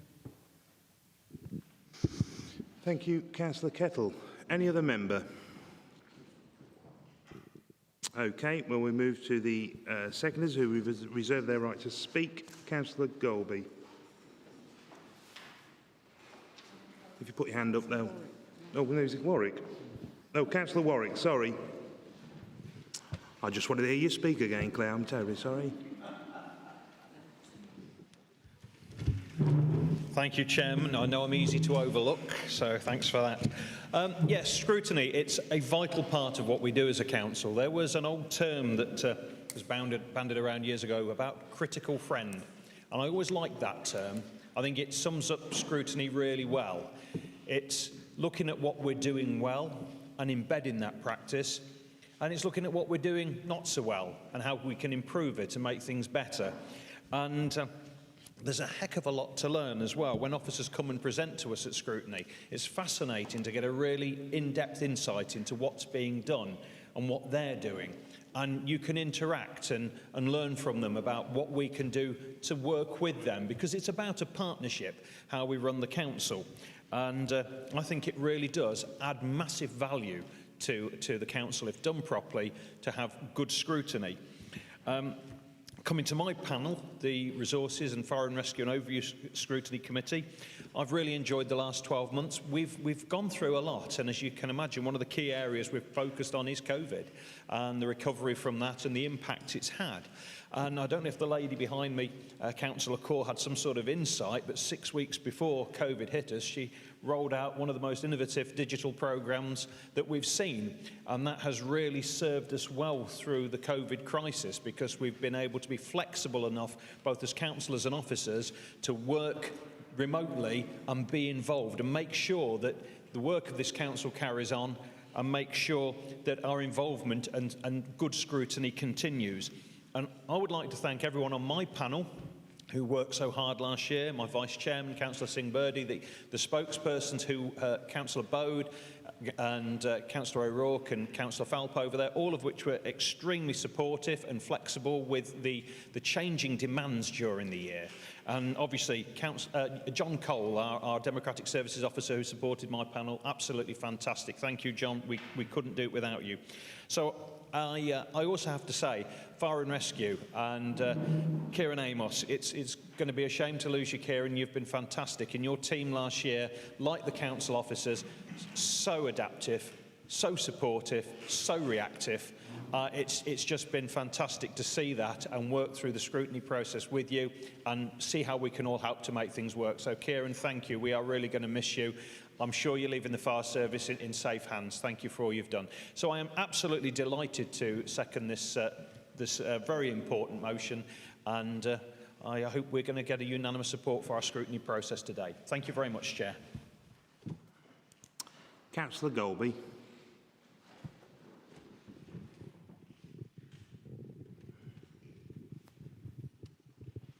Thank you. It's me, I've got on. Well, I'm going to disappoint you now, Chair, and say I have nothing further to say. Oh. Unusual, I know, but... How sad, Councillor Golby. Well, we'll move to the vote. All those in favour? All those against? And any abstentions? No. Before we move on, scrutiny is a vital part of the council, but who watches the watchers? But I'm not going to try my Latin with John sitting next to me. I think he'd be critical. So a very important part of this council. OK, we'll move on to agenda item 10, terms of reference for the Warwickshire Fire and Rescue Local Pensions Board. And I believe that's being moved by Councillor Peter Butlin.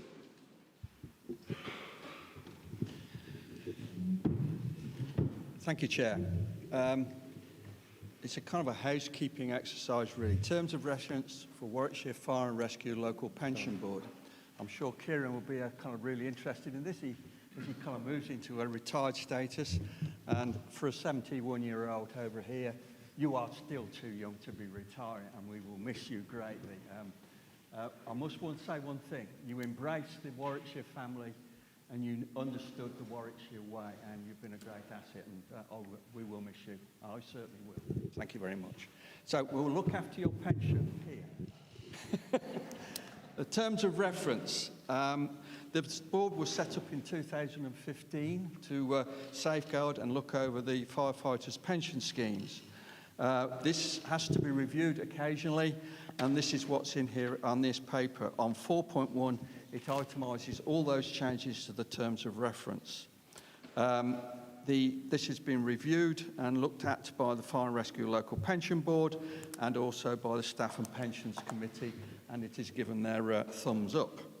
So without going into kind of the details of frequency of meetings and training, etc., it is as stated in the papers, and I'm willing to take questions and seek your support. Thank you.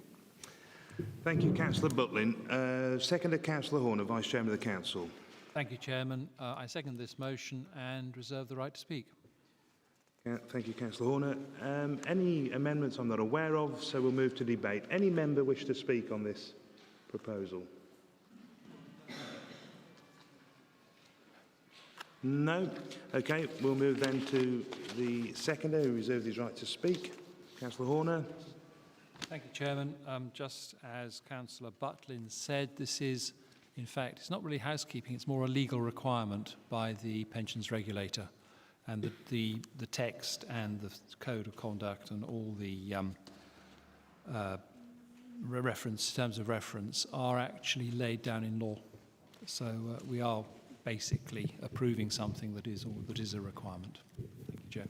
Thank you, Councillor Horner. Councillor Butlin. Thank you, Chair. I just can't go to the Chamber for their support. Thank you very much. Okay, with that in mind then, we'll move to the vote. All those in favour, please raise your hand. Or hands if you're really in favour. All those against? And any abstentions? Okay, we'll move on then to agenda item 11, the revised Member Code of Conduct. And I believe that's being moved by Leader of the Council, Councillor Seckham.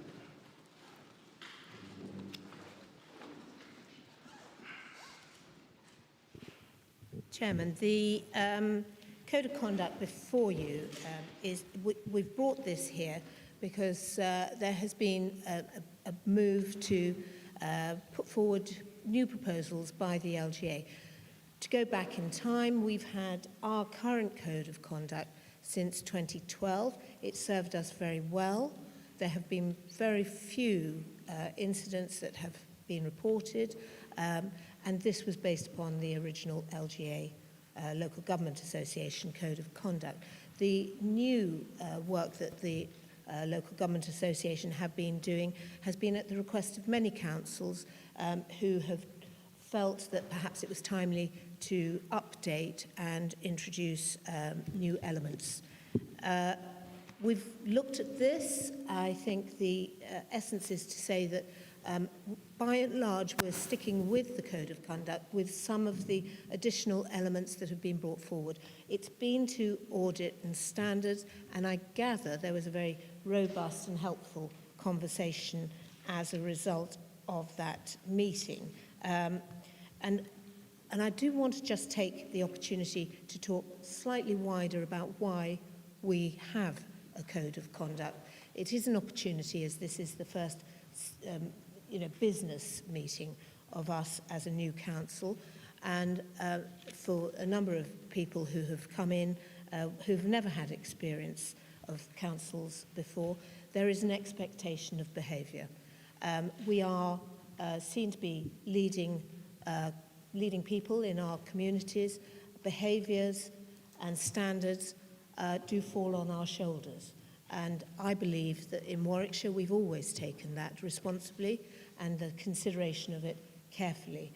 Our behaviours within the work of councils are important, and this Code of Conduct does largely cover all of that. However, I don't think we can shed that cloak in our own lives, and I think we need to consider how we behave, how we are perceived in the wider role within our communities. So I'm incredibly proud that we have had very few incidents where we've had to take the Code of Conduct forward, and Sarah Duxbury, as the monitoring officer, does take a view on those. I'm very proud that standards are high in this council, and they are not always that across the country. But as far as I believe, that is instilled in the ethos of Warwickshire and is something that we will take forward as a new administration, a new council, a new set of members. And we have before us the Code of Conduct adjusted to suit Warwickshire that we will sign up to today if it is in agreement with all of our councillors. So I put it before you, and I'd be interested to take any comments. Okay, thank you, Councillor Seckham. And the seconder, Councillor Jens. Thank you, Chairman. I second and reserve my right to speak. Thank you, Councillor Jens. There's no amendments, so I'll move to debate. Councillor Gifford. I feel like David Dibbleby pointing.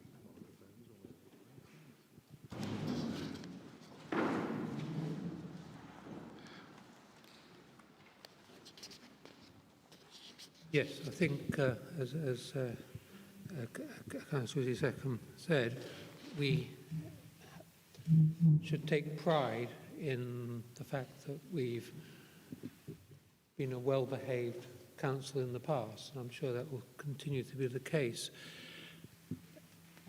A year or so ago, on audit and standards, we had a councillor who was substituting, and they asked John Bridgman, why weren't there more complaints against councillors from other councillors? And John Bridgman said, well, surely it's a positive thing that we don't have the complaints, that these things are dealt with, firstly, because there's no need to have a complaint, and secondly, that where someone may have said something slightly out of order, it's dealt with by a quick apology or whatever at the time, rather than using the code of conduct as a weapon. And I think that's something we can take pride in. It's something I certainly take pride in, that we've been a polite council, but we've been willing to say what we believe, and we've not, as far as I can't think of a case where the code of conduct has been used other than correctly.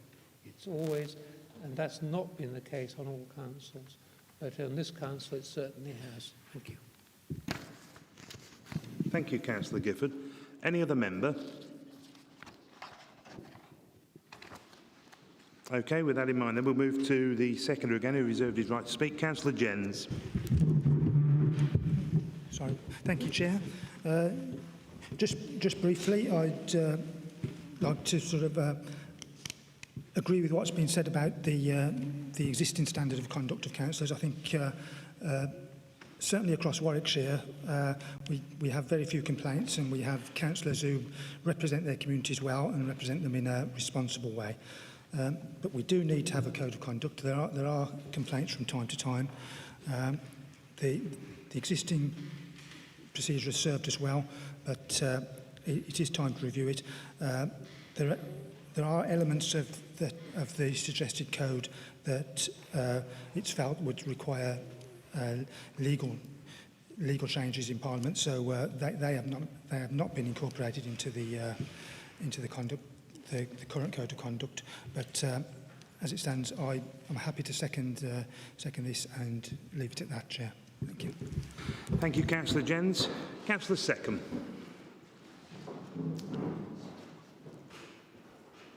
Well, thank you very much, Chairman and councillors. I think we can keep this fairly brief. We have before us the proposal to adopt and revise the code of conduct as set out, which I recommend to you. The only thing I would add to it, if in doubt about what you say, what you do, if it's not something that your mother would approve of, you probably shouldn't do it. Okay. Well, I don't know whether I'm allowed to respond now. Okay, thank you, Councillor Seckham. Well, with that in mind, then, I believe we ought to move to the vote. So, all those in favour, please raise your hand. All those against? And any abstention? Okay, I believe that's carried. Okay, colleagues, I believe at this point we ought to adjourn for lunch. So we'll have an hour and 5 minutes, but it'll be back at 1:15. Is that about right, Monica, at that time? That gives us time to leave the building because obviously there's no refreshments here. So I'm certainly not rushing to get a sandwich. So please at your leisure, and I'll see you back here at 1:15 on the dot. Thank you.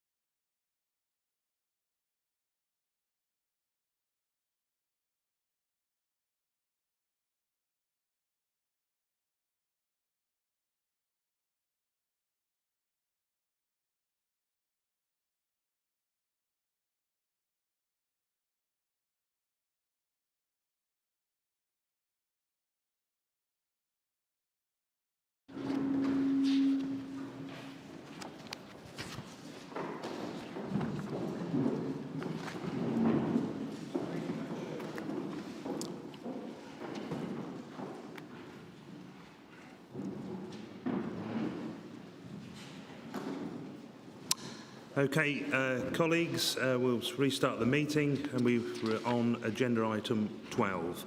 So, notice of motions. We have a notice of motion from the Liberal Democrat group in relation to bus services in Warwickshire. So I ask, may I ask Councillor Sarah Bode to move to the motion. And remind my colleagues to raise their hand if they're going to speak so the people with the microphone can see where you are. And also I've been asked to tell colleagues to speak clearly because not all colleagues will be able to hear each other depending on hearing and so on. So please speak clearly. Councillor Bode. Thank you. And sign the 2 books at the beginning as well, in the hallway. And Councillor Bode. I hope my 5 minutes haven't started. I'm an avuncular chair, Councillor Bode. It hasn't started. I am delighted to move the motion on bus services in Warwickshire, of which I'll say more in a second. Paul Williams kindly sent out to you last week the definition of what a bus service improvement plan is. But in case you haven't got it to hand, I will just read it to you, because it's not my idea, this is a statutory thing. So the Bus Service Improvement Plan is intended to be a high-level document highlighting the aspirations to be delivered by the enhanced partnership, e.g. provision of zero-emission vehicles, demand-responsive transport services, bus priority measures and traffic management, parking enforcement on the highway to reduce bus journey times on potential red routes, improved multi-operator bus ticketing, fares and visual recovery of the Warwickshire bus network post-COVID, plus set targets. So that is what we're talking about. And so just to give you a feel of this is something that the County Council has to do. And my motion is all about building on that and how that should be produced and the sorts of things I would like to see, or we would like to see, in that document. There are 2 amendments, and we're very happy to accept both of those as seen as being friendly amendments, and I'll say more about them in a second. I'm sure you've all noticed bus services is one of the things that suffered the most during the pandemic, and the number of people on buses has dropped hugely. It's slowly coming back, but it's nowhere near what it was. Part of the area that I represent in Lillington has extremely high bus use. It's a sort of place where people don't need any subsidies because the bus services are so well used, the services pay for themselves. But even there, because of COVID, bus use has dropped substantially. During the election, and I'm sure many members found the same, I got harangued on a regular basis about the state of the bus service and the lack of bus service, etc., etc., etc. And I had to explain very carefully that actually wasn't my fault, but I would do my very best to do something about it if I got re-elected. Where I live in Parklands Avenue, we used to have a 20-minute service, both directions. That is now currently an hourly service in one direction. I have an elderly constituent who has cancer. He and his wife are desperate to give up their car, but they feel they can't give up their car on a bus that only comes past once an hour, doesn't work on Sundays, and doesn't enable them easily to go to do shopping and go food shopping, etc. I also met a resident who'd had to go to Warwick Hospital from Lillington. She got a bus into town, not helped obviously with the parade being closed, sat for 3/4 of an hour in Christchurch Gardens, waiting for the bus to Warwick Hospital, and then repeated the thing on the way back. She's 82 and in very poor health, but that's the only way, and so the whole thing is made extremely difficult. And residents feel very cross at a diminution of service at the time, for many of them, particularly the elderly, when they actually need it, they need it the most. My motion also refers to the need to get modal shift. Often people talk about walking and cycling. People don't talk about buses quite so often. And yet for many, many people, the bus is the absolute obvious way of allowing them to shift their journeys.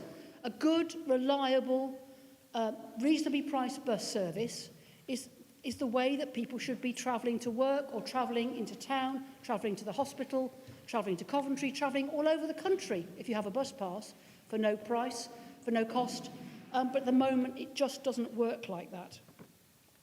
And what we need, and many of my residents up in Lillington have got, they're older, they have bus passes, but they don't use the bus.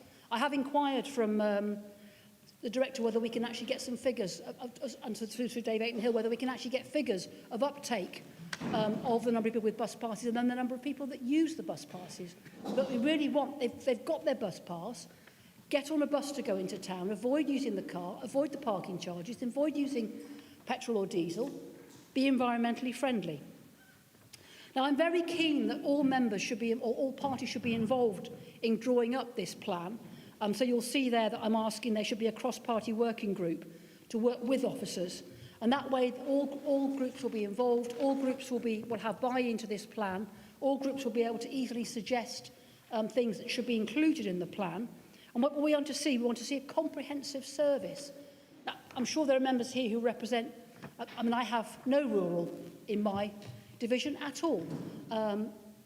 I look out on rural, but I don't actually have any rural areas. And I'm sure many of you who represent rural areas will tell me that my residents are very lucky and very fortunate because they have bus services that happen on an hourly basis.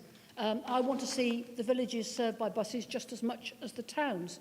And many bus services, I mean, the bus that comes through Lillington actually starts in Daventry and wends its way through Long Itchington, Southam, Covington before it gets to me. So bus services can serve many, many communities. We want to see more people being encouraged to use the bus. We want to see electric and hydrogen buses being used. One of the main issues on the parade is that people say they like the parade being pedestrianised because there aren't all the bus fumes. We've counted 12 to 14 buses sitting idling at the top of the parade in one go on occasion, all churning out great chunks of diesel fumes at the same time. If those buses were hydrogen or electric, that would not be an issue, and they'd be a lot more friendly to the environment, and they wouldn't be polluting and causing clean air issues either. We're very happy to take in the bus services motion enhancement schedule, which went to Communities ONS in September, and if anybody wants information on that, I can provide it. That came out of a motion that was moved, I think, by the Green Party about 18 months ago, and that details lots and lots of steps that the County Council should be taking on things, and we're very, very happy to have that. On the new working practices, I appreciate that people are perhaps not going to work in the same way as they are, but I think we can't be sure that that will stay the same, and I'm very keen that people should be encouraged to use bus services, not just for work, but for leisure, shopping and all the rest of it. And so I want to see a good service. I suspect the services that are probably the most profitable are the ones at the beginning and the end of the day. So, you know, very happy to look at the effect on the new working patterns. But I want to see a bus service that is so good, people can just turn up and get on a bus, which is what we used to have a few years ago, and not have to worry about checking a timetable or checking when the next one is coming along. There's also some changes there, I think, from the Conservative group around the timing of it. I think it's not perhaps coming to Cabinet in October, as was suggested in my original motion. So again, we're very, very happy to take that on board. So just to finish, Chair, I would say please pass this motion as a statement of intent to the residents of Warwickshire that we are serious about the bus service in this county. We are serious about working with bus operators and hopefully more than one operators to actually improve the service. We want to encourage people onto the buses. We want to see modal shift happening. We want to see less cars, more buses, people travelling just the same, but actually travelling in a much more environmentally friendly way on an electric or hydrogen powered bus. So I commend this motion to you all. Thank you. Thank you, Councillor Bode. Councillor Gifford is going to second this, but Councillor Gifford, would you allow the councillors to sit before you second this, if that's okay?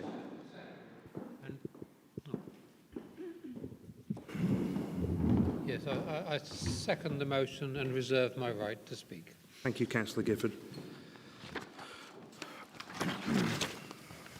And what do we do? Onto the green one now. Okay, we have another friendly amendment, I believe, by the Greens, and that's proposed by, I believe, Jonathan Chilvers. Councillor Chilvers.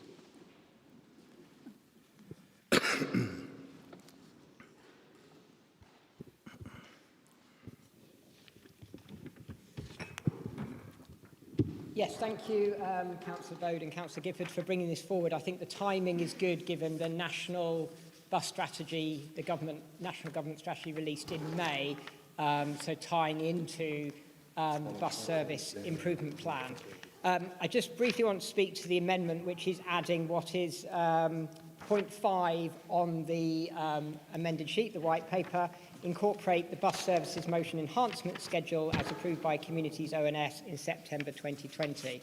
As Councillor Bode said, this is kind of the outworking of the previous bus service motion that we brought, that was passed unanimously by this council 18 months or so ago. And I'd just like to thank the officers since then for the work that they have done. The thrust behind that motion was about saying, okay, we don't control the buses, but we do have certain levers that we can kind of pull and use in a negotiating strategy with the bus companies. But 18 months ago, we didn't have a clear strategy about how we were going to use the levers and the cards that we did have to play effectively.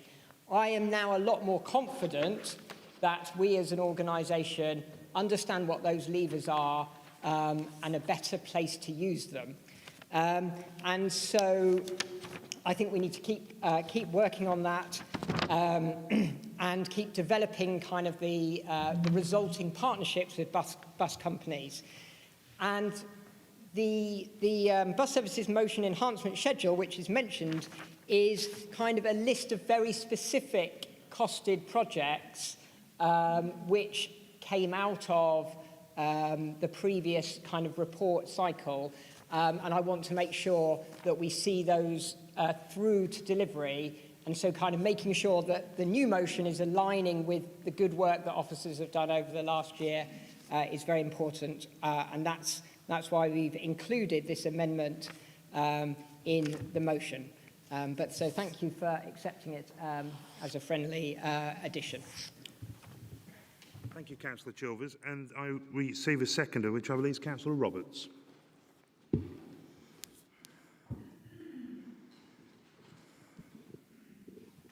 Yes, thank you, Chair. I second this amendment and I have no further comments.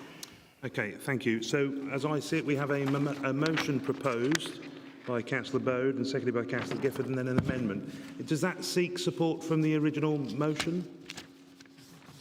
It does. So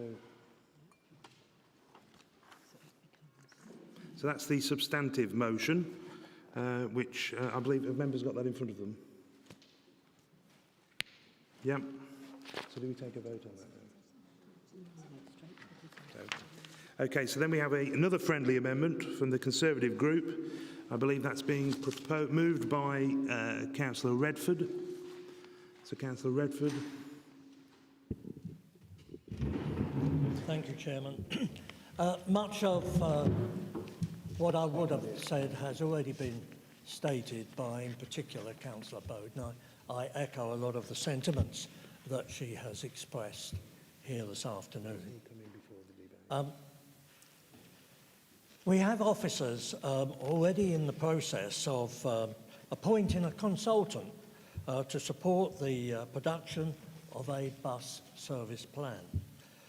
This initiative will seek feedback from partners right across the board to try and understand how they think we should improve the bus service, and more importantly, how we actually make people use the bus service more.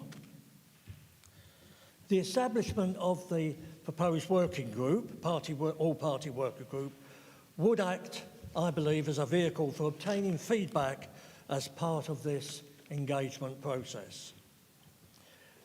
As we all, I think, are aware, we have entered a new era of work patterns. They clearly have affected over the use of buses and will continue to do so in the future. There are a lot of changes that are coming our way on the way that we work and how we attend work. And I think all these issues are going to need very careful consideration, a full and careful consideration by the proposed working group. Thank you, Chairman. I move the amendment. Thank you, Councillor Redford. Then I receive a seconder for the Conservative friendly amendment, which I believe is Councillor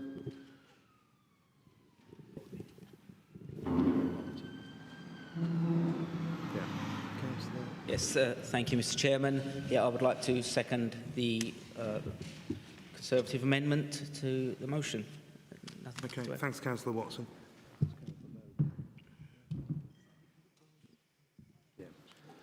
Okay, we have a motion and 2 friendly amendments. Councillor Bode, do you accept the Conservative friendly amendment? You do. So we move to so that's a substantive motion then. So we move to the wider debate. I remind that some councillors have reserved their right to speak and can exercise that right in the debate if they choose to. Any member wish to debate this substantive motion?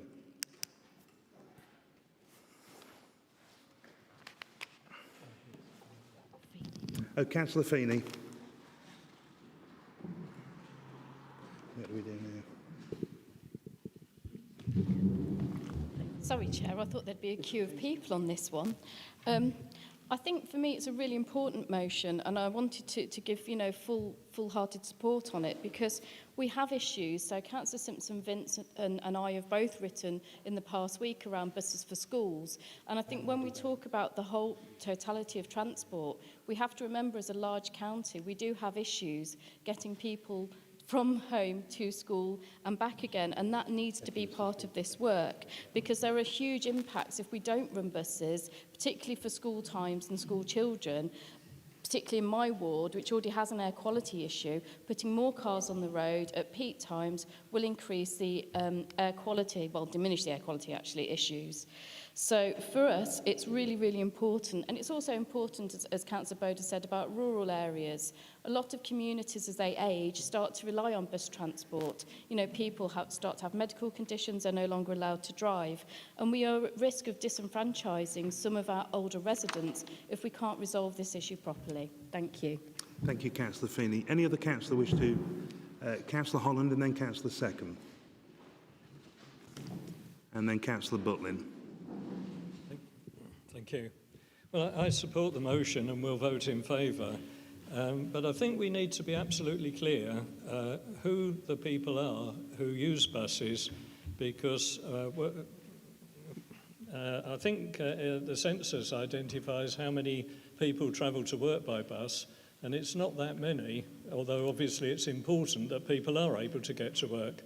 But the bus pass scheme has obviously had a big influence on people entitled to bus passes leaving their cars at home. And I remember when the scheme was introduced, the council's car park income went down because of the success of change of mode.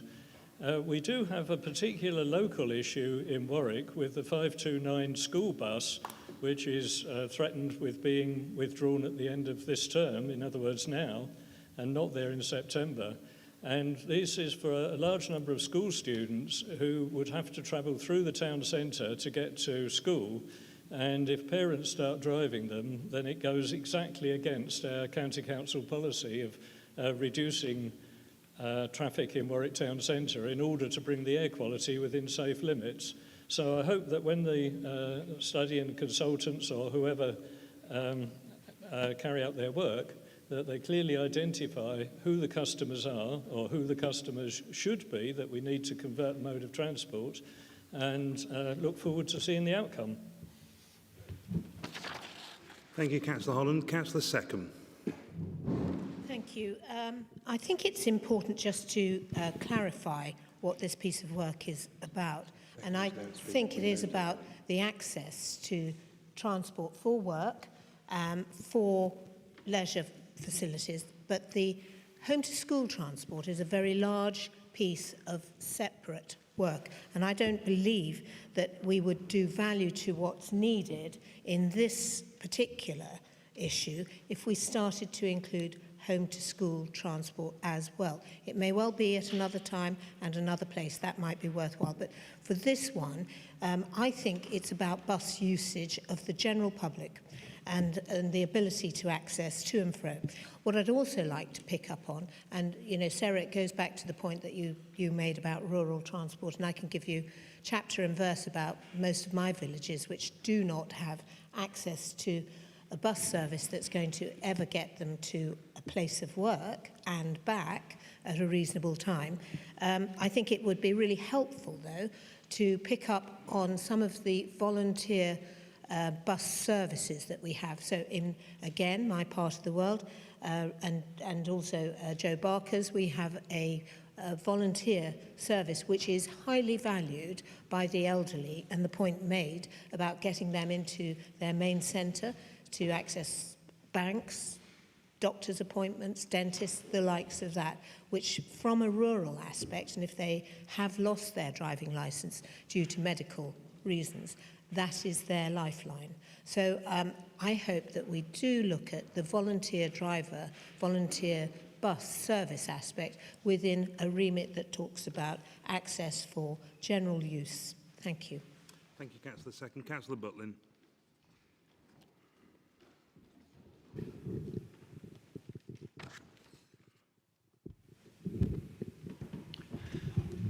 Thank you, Chair. I welcome this motion. We're entering into a new world, a new Act of Parliament and a new attitude from central government in terms of where we go with buses and public transport in principle. So therefore, I kind of welcome this one. I remember way back in the past when I was transport portfolio holder, where I had to basically be party to reduce funding and basically trying to prioritise and make sure that most of our communities had a bus service of sorts. We ended up with some of our communities where they had one bus a day. And when it comes to rural isolation and deprivation, this is not a good situation to be in. So we was basically putting money in towards community transport schemes, etc., etc. Now we've got an opportunity going forward with the new initiatives and the initiatives that are laid out here before us to do something different for the future.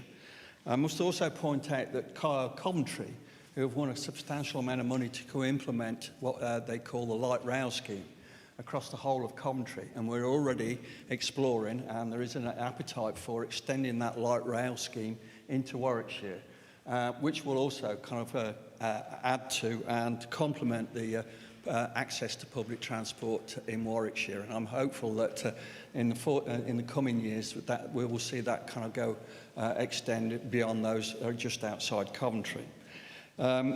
It's a brave new world in many respects in terms of kind of initiatives towards electric and hydrogen buses. I was recently kind of privy to a briefing on the economics of electric, hydrogen and as opposed to diesel. When it comes to the existing kind of technologies at the moment, electric is the second most economic one to kind of go for, and when you take into the environmental impact side of it, it is what was going to. But when it's primarily kind of works best in the shorter routes where we can do the recharge times don't affect the fact that they keep going all day on about 80-mile radius. We've got to be kind of pragmatic until the technology allows us to wheel out electric to the rural areas. If those recharge times and the technology doesn't allow us to kind of run a bus service on electric, we've got to look in terms of dual fuel and what have you to basically kind of implement some of those schemes. But I welcome this initiative, I welcome the motion, and it gets my support. Thank you. Thank you, Councillor Butlin. Councillor Felt.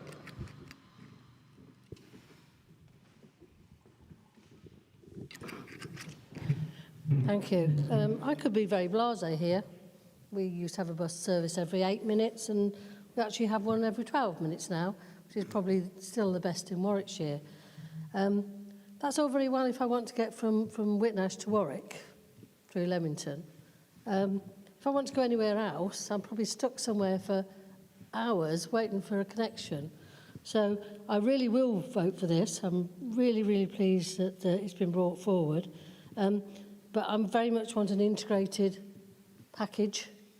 I want it to be seen as a part of the train and the walking cycling. We haven't got the, I guess on the bus because I don't ride a bike because there isn't enough cycle lanes. So I very much want it to be an integrated part of the travel in Warwickshire. I do urge people who have got a bus pass, I'm now old enough to have one, and although I wasn't too happy about using it to start with, I am now leading by example and getting on the bus. But it'll take me 45, 50 minutes to get here if I get the bus from where I live in Whitnash, or just outside Whitnash, to Warwick.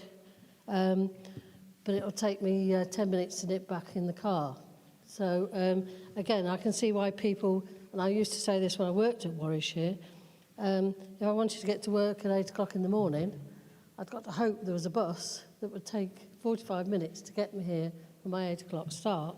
So we have got to make it easier for people to use the bus rather than use a car. So, and I'm particularly pleased that hydrogen is mentioned here. I think it's a way forward. And I hope that it'll be coming into conversation more with people, because I think it isn't just electric, it is hydrogen as well. So I welcome it. I'll certainly support it. Even though we don't need to in Whitnash, because we have got a good bus service, we want the same for everybody. We want everybody to have the opportunity to get on a bus and not get in a car. Thank you. Thank you, Councillor Fatt. Well, I believe we found a way to a substantive motion, but we have 3 members that have reserved their right to speak, and I ask them if they wish to do so now and exercise that right. That's Councillor Barker, Councillor Roberts and Councillor Gifford. So just raise your hands if you do wish to exercise your reserved right to speak. Councillor Barker, no. Councillor Gifford, Councillor Roberts? OK, well, Councillor Gifford, if you would like to...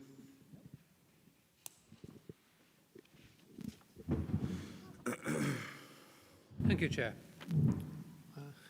I possibly should declare an interest. I am a bus user, regular bus user.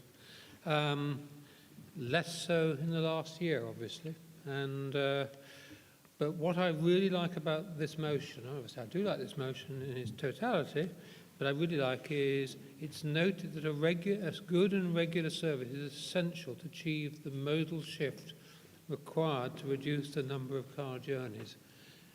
We need to develop a public transport ethos in Warwickshire. That does not exist at the moment. It really doesn't. I mean, as a bus user, I note the people the other fellow passengers, and I note the Conservative edition of the working patterns for home working. I would love to think that the people who have now working at home would be the sort of people who will move to using buses. I don't think they have been the people who've been using buses up till now. I'm really encouraged that Councillor Redford and Councillor Seckham see the need to encourage more bus usage.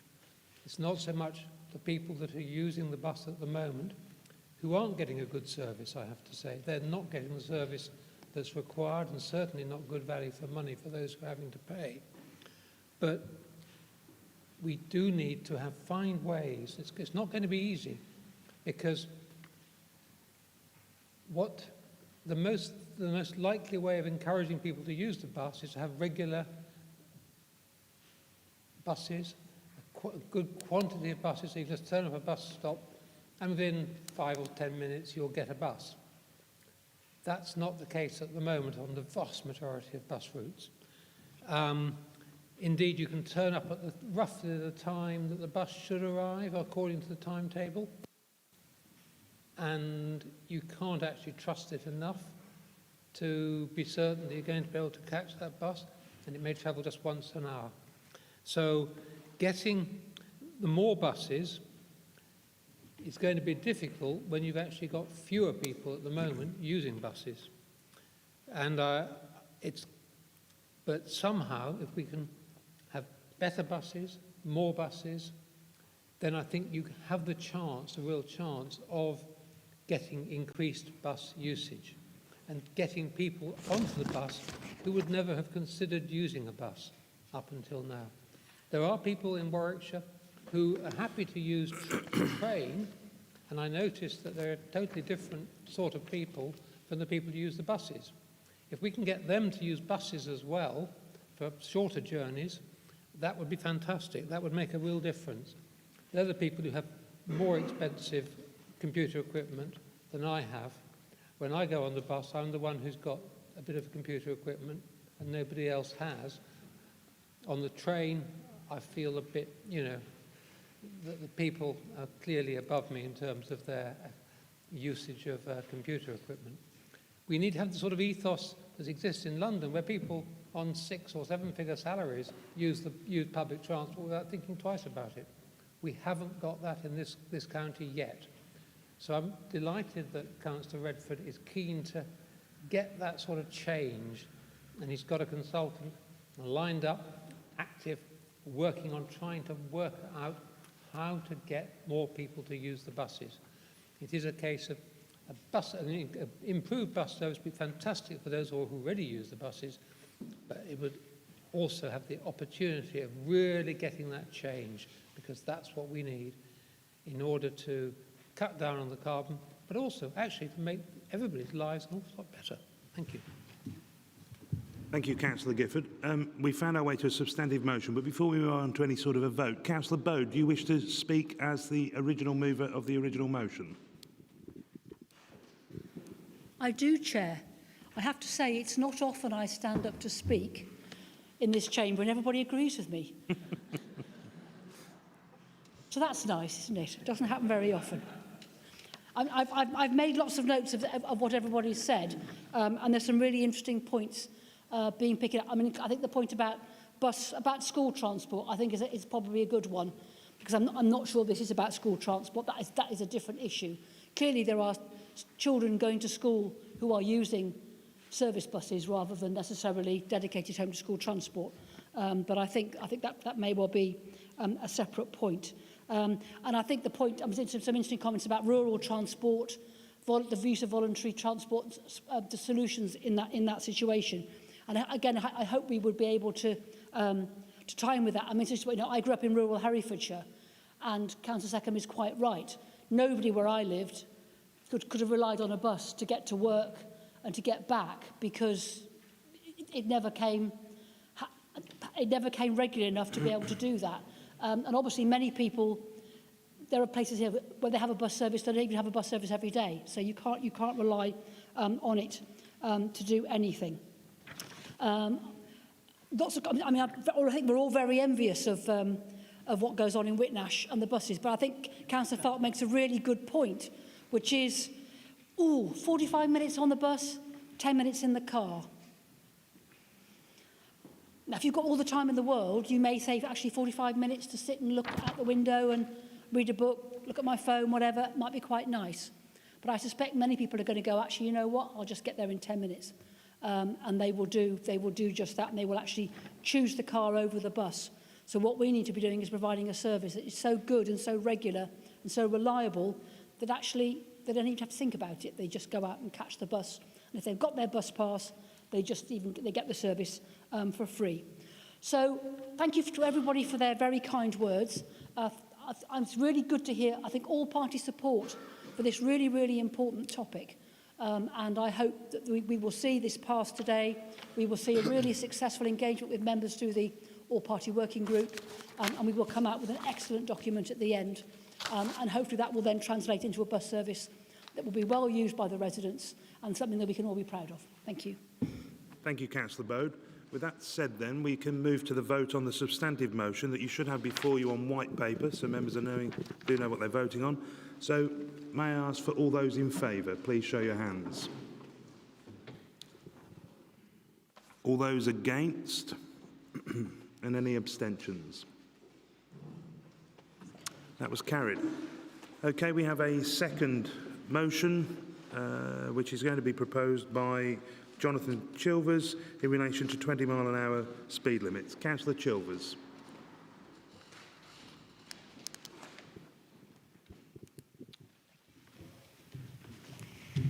Thank you very much, Chair. So this motion, as originally printed in the agenda, reads that this council will produce a costed plan for Cabinet consideration to introduce 20-mile speed limits in all residential areas across Warwickshire as part of the speed management strategy refresh. So I just want to briefly go through kind of that wording and explain what's going on. But I'm really today interested in continuing the debate that was started last week at the seminar and hearing what residents across Warwickshire in rural and urban settings in your constituencies might make of a 20-mile-an-hour limit. So it's a 20-mile-an-hour limit that we're talking about in this motion, not a 20-mile-an-hour zone.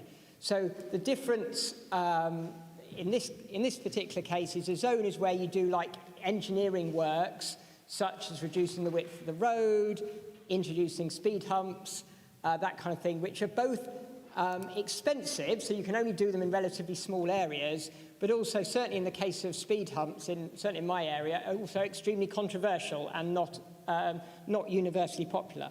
So in this case, we're not talking about those expensive, controversial 20-mile-an-hour zones.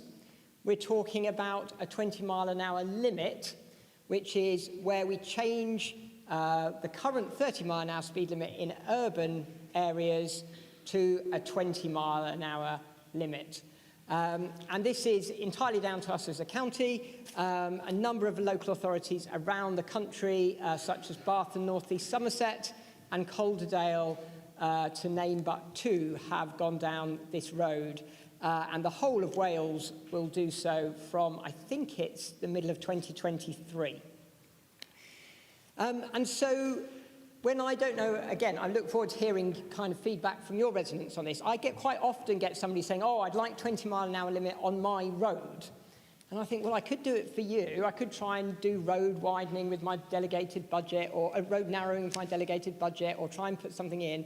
But I can't do that for everybody.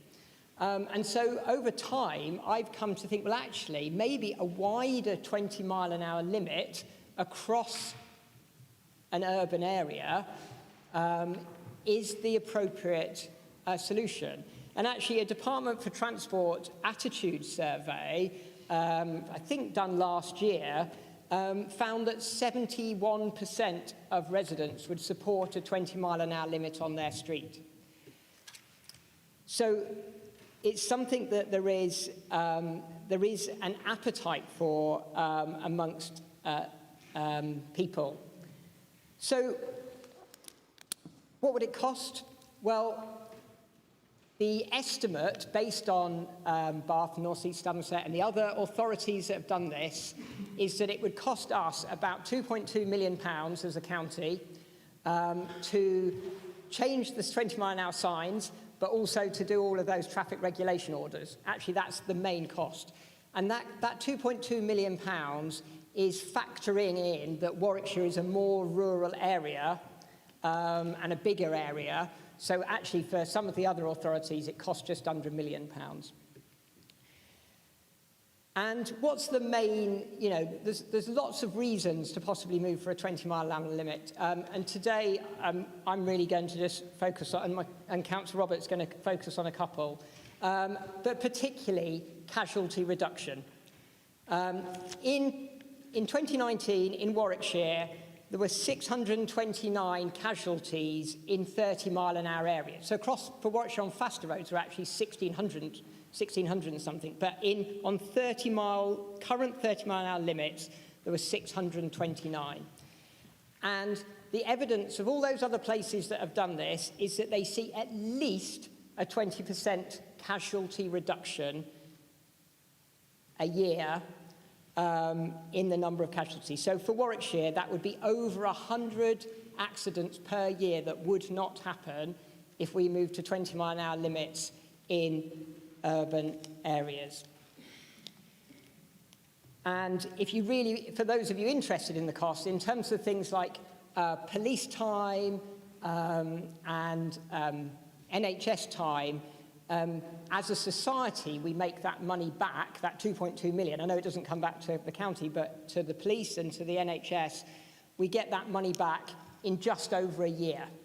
And so this is, if we were getting 100 casualties from any of our other many road casualty reduction schemes, if we were getting this kind of return, this would be right at the top of the list. So, briefly talking about, one of the main questions that's come out is what about enforcement? And so I look forward to hearing people's views on that. Certainly one of the things that has been found is that people tend to peg their speeds to the speed limit. So they might not keep, in a 30-mile-an-hour zone, they might go at 35 miles an hour. So they're not keeping to the speed limit, but the evidence is that if you reduce that to 20, they kind of peg themselves to the limit, and they won't keep to 20, but they'll go at 25. And so you've still achieved this massive reduction, and for every single mile an hour on average that people go slower in this county, you save, the casualty rate goes down by 6%. Every single mile an hour, a 6% reduction in casualties.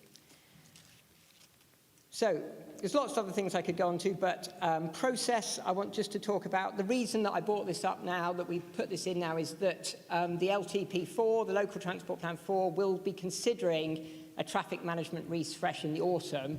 And so I wanted to bring this to attention to us as members at this stage so that we can influence it. The Conservative amendment sets out a process which we can go through on this in terms of cross-party working and going then to communities, ONS, and to Cabinet. And so we're happy to accept that process that has been suggested. And we'd just like to ask that Councillor Redford confirms that he's happy to kind of go for a January 2022 return to Cabinet, because I don't like task and finish groups that go on and on forever. We want to actually finish a task and finish group. So if Councillor Redford's happy to confirm that we aim to bring this back to Cabinet in January 2022, that'd be great.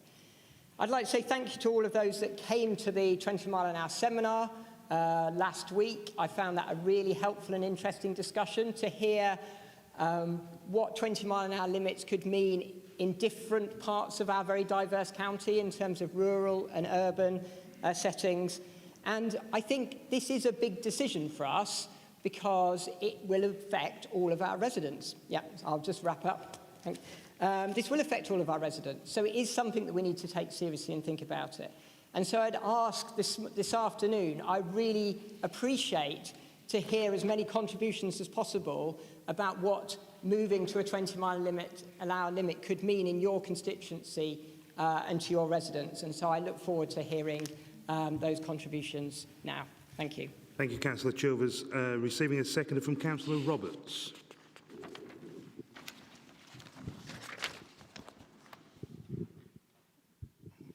Thank you, Chair. Yes, I second this motion and reserve my right to speak.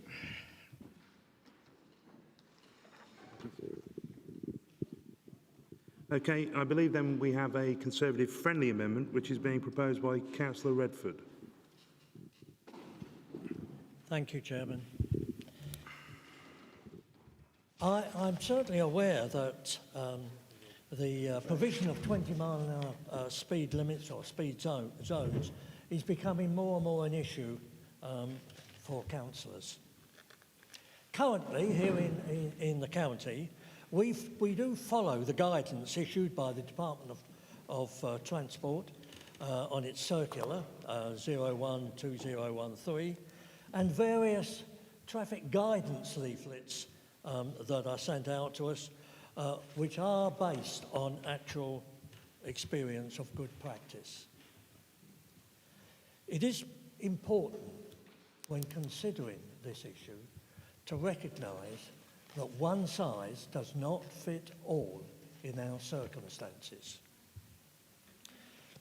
Careful consideration has got to be given to the wishes of residents, as I am only too aware in my division, not all my residents are going to welcome a 20 mile an hour zone if it was presented to them. However, you do have to accept that there are some benefits you have to recognise. I mean, less severe collisions, a more welcoming environment for active travel, cycling, etc. Lower vehicle emissions. And of course with that goes improved air quality. All things that will need to be considered. And they will all need to be considered as part of a costed plan and the impact that that plan would have on the community. We also need to have full consultation with the police on the zones. And I know full well that they will require that this authority has complied with the guidance issued by the Department of Transport. I thank everybody who's actually contributed here today. Their comments will, I'm sure, be taken on board by the working group members and given consideration. And I would say to members, it's gratifying that we seem to be having a joint approach on this subject and recommend the Conservative amendment, Chairman. Thank you, Councillor Redford. Receiving a second, I believe it's Councillor Kettle.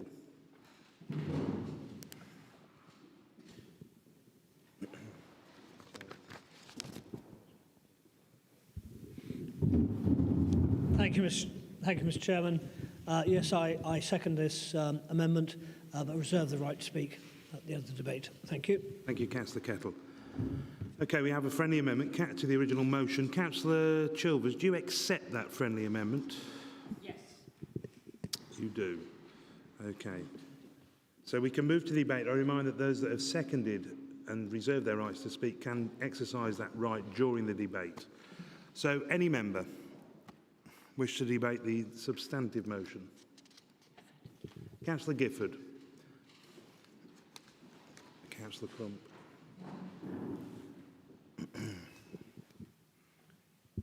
Thank you. I very much welcome the motion. I'm very happy to support the amended motion as well. The 30-mile-an-hour limit that came in 1935, well before my time, I may say, was a figure. The figure of 30 miles an hour was basically plucked out of the air, as far as I can see, reading the various elements. It's not a figure that 30 miles an hour was better than no limit at all, which was the situation between 1930 and 1935, which led to a horrendous number of deaths. 20 miles an hour is much safer than 30 miles an hour. But it's not only that, it actually feels much safer for pedestrians and cyclists.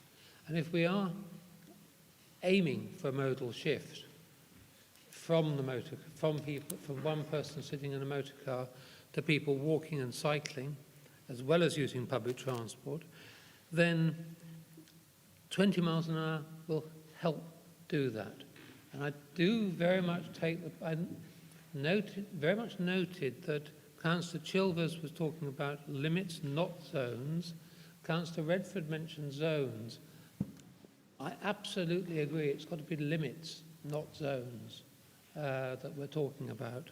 And I do hope that that's what the motion says. The motion says speed limits. I do hope the cross-party working group will be looking at limits rather than zones, because zones are expensive, they're desperately unpopular in many cases, they're unpopular with the police as well, whereas I have to say my personal preference would just be to replace every 30 mile an hour limit sign with a 20 mile an hour. But I accept that I do think that a cross-party working group could well be the answer. But it's not just safety itself, it is the perception of safety that's important in terms of getting people to change from driving to walking and cycling and the health benefits that brings. Thanks. Bye. Thank you, Councillor Gifford. Councillor Crump, if you'd like to raise your hand. Have you got the microphone? Having had road safety in my portfolio until recently and community safety still in my portfolio, I welcome any road safety initiatives. I believe the Green motion is a step in the right direction, but by accepting the Conservative amendment, I think it gives more gravitas and direction to the subject. In 1920, 34 people were killed on Warwickshire roads. That is 34 too many, with well over 200 people also being seriously injured. Having had a close work colleague killed in an RTC, which he was entirely blameless for, I fully understand the devastation felt by family and friends when they lose someone in such tragic circumstances. I have always believed that we should make decisions based on facts, evidence, and with local input, rather than the decision imposed by Shah Hall. Certainly, a one-size-fits-all approach is not appropriate in this case, in my opinion. In some cases, a 20-mile-an-hour limit will be appropriate, especially around schools. In fact, only last night I agreed a 20-mile-an-hour scheme with Graham Stanley for the road by St Mary's School in Satham. Not too long ago, I believe Councillor Holland, apologies if it wasn't him, raised the issue of air pollution being possibly worsened in Warwick by brake pad particulates. Without careful traffic management and signage, I can imagine some motorists having to brake sharply when entering a 20-mile-an-hour zone, at least when they are first introduced.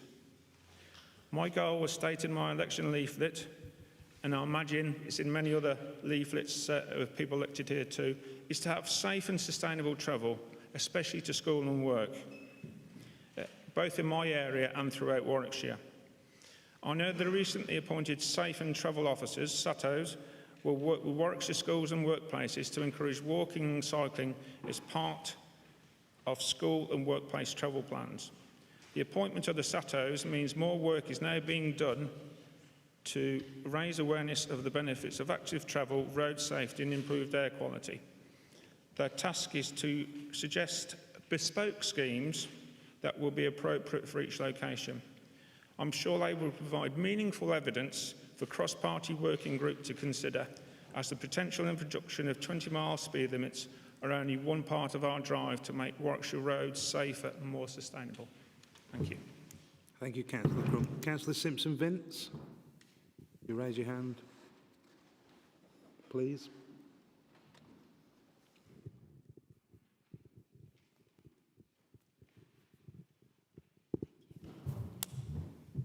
Thank you, Chair. I support this motion going forward. However, I think we need to be very careful when we're throwing statistics and numbers around.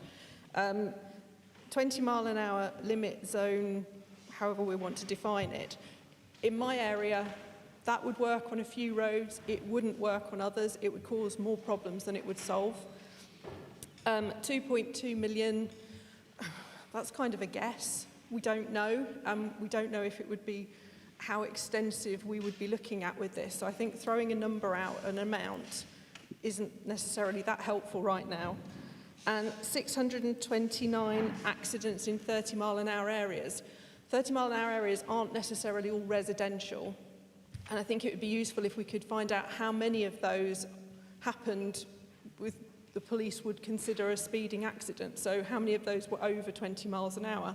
You know, you can have an accident in a 30-mile-an-hour zone that's someone getting hit by a car that's reversing. That doesn't necessarily make it a speeding accident. So I think we've got to be careful with the evidence when we do this of making sure we can completely justify anything that comes out of this working group rather than maybe throwing around numbers at the moment when we actually don't have the full picture. Thank you. Thank you, Councillor Simpson-Vince. Councillor Kerridge. Thank you. I think it's a great idea, certainly a good idea. I've heard a lot of people saying this shouldn't be across the board, saying one size doesn't fit all. 30 miles an hour fits all at the moment, so maybe 20 miles an hour will fit all in the future, with some exceptions, if it's not appropriate, and that's hopefully what this working group will look at. We're not starting from any assumptions that there shouldn't be a limit and that it should be zones. We're starting with a blank slate, I hope, and that's what the working group will go forward with, what is best for the residents of this county. And I've heard that residents might not like this, and they might not. And it might be difficult. Is it possible to drive at 20 miles an hour on some of our 30-mile-an-hour roads? It's difficult to drive 30 on some of them. I think we all know that. But I tried in my village to drive 20 miles an hour in the 30-mile-an-hour bit of it. And for the first 30 seconds, it was difficult. It was very difficult. And then after a minute or two, I got used to it. I thought, this is actually quite nice. And as I left the village into the 40-mile-an-hour zone, I didn't really want to speed up. But I did, for the sake of the experiment. But I certainly couldn't speed up to 40, so I tried, let's knock it down 10 miles an hour and let's do 30. And that was fine. So 20 in the 30 was good, 30 in the 40 was good. And when it came to the B road with no restrictions, well, frankly, I was not going to go there to 60 miles an hour. So I tried the 50 miles an hour, and that worked very well. And then I came back into the village and did it all in reverse.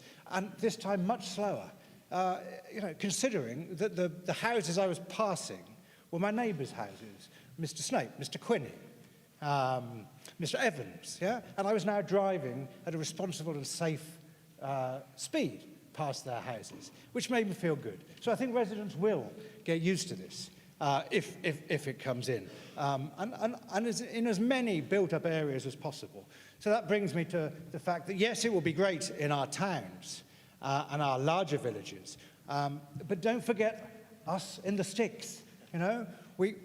Some of us are lucky enough to have 30-mile-an-hour limits in our villages, and they do work. And I would love, and I'm sure most of my residents would love, for that to be 20 in the future.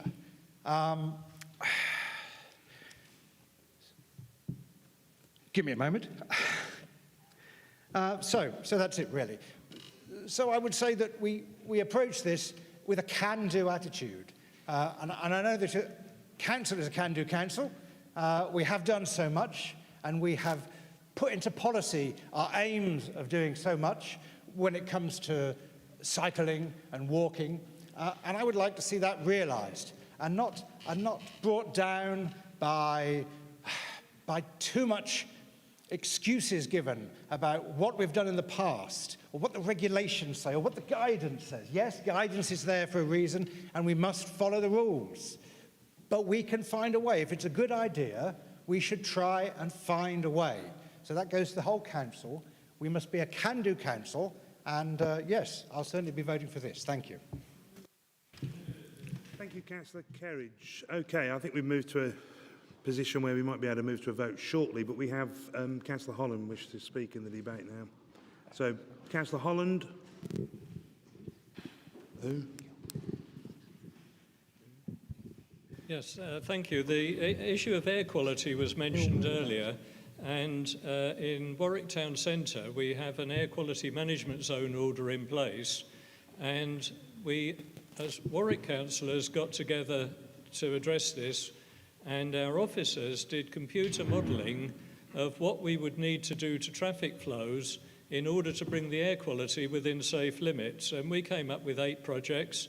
And I'm very pleased that Councillor Butlin, as portfolio holder, took it to Cabinet, who approved it in 2016.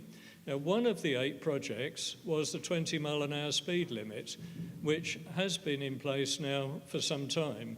And I think the key point here is that if you're addressing air quality issues, a 20-mile-an-hour speed limit will be part of a package of measures to get the air quality within safe limits. Our experience, we have a lot of detailed vehicle speed measurements, and it varies from street to street. Some streets we're going to need to make it more obvious to drivers, but in the worst streets, we have halved vehicle speeds from 40 to 20, and the compliance generally has been very good. But I think we're all going to vote for this motion, and I'm very pleased. I think we need to keep going. I've just seen details of a scheme for Kenilworth, which looks fine. In Warwick West, I've actually already achieved about half of Warwick West is 20 mile an hour. And that incremental approach does have a lot to be said for it, because where we're changing people's lives, people do need time to get used to it. So I'm all in favour of supporting what is government policy and making county council policy that all residential streets will be 20 mile an hour. And I think the incremental approach is a perfectly good way of getting there. Thank you, Councillor Holland. Councillor Golby. Thanks, Chair. I'll not bother standing. I would just like to say that I've had a few messages while we've been doing this for people that are actually watching the live stream, and this is to clarify, we are not talking about implementing 20 mile an hour zones now. That is to be made absolutely clear, because the messages I'm getting really don't support implementing 20 mile an hour zones. So I'm very glad that we've actually taken the idea of actually investigating whether they are suitable or not.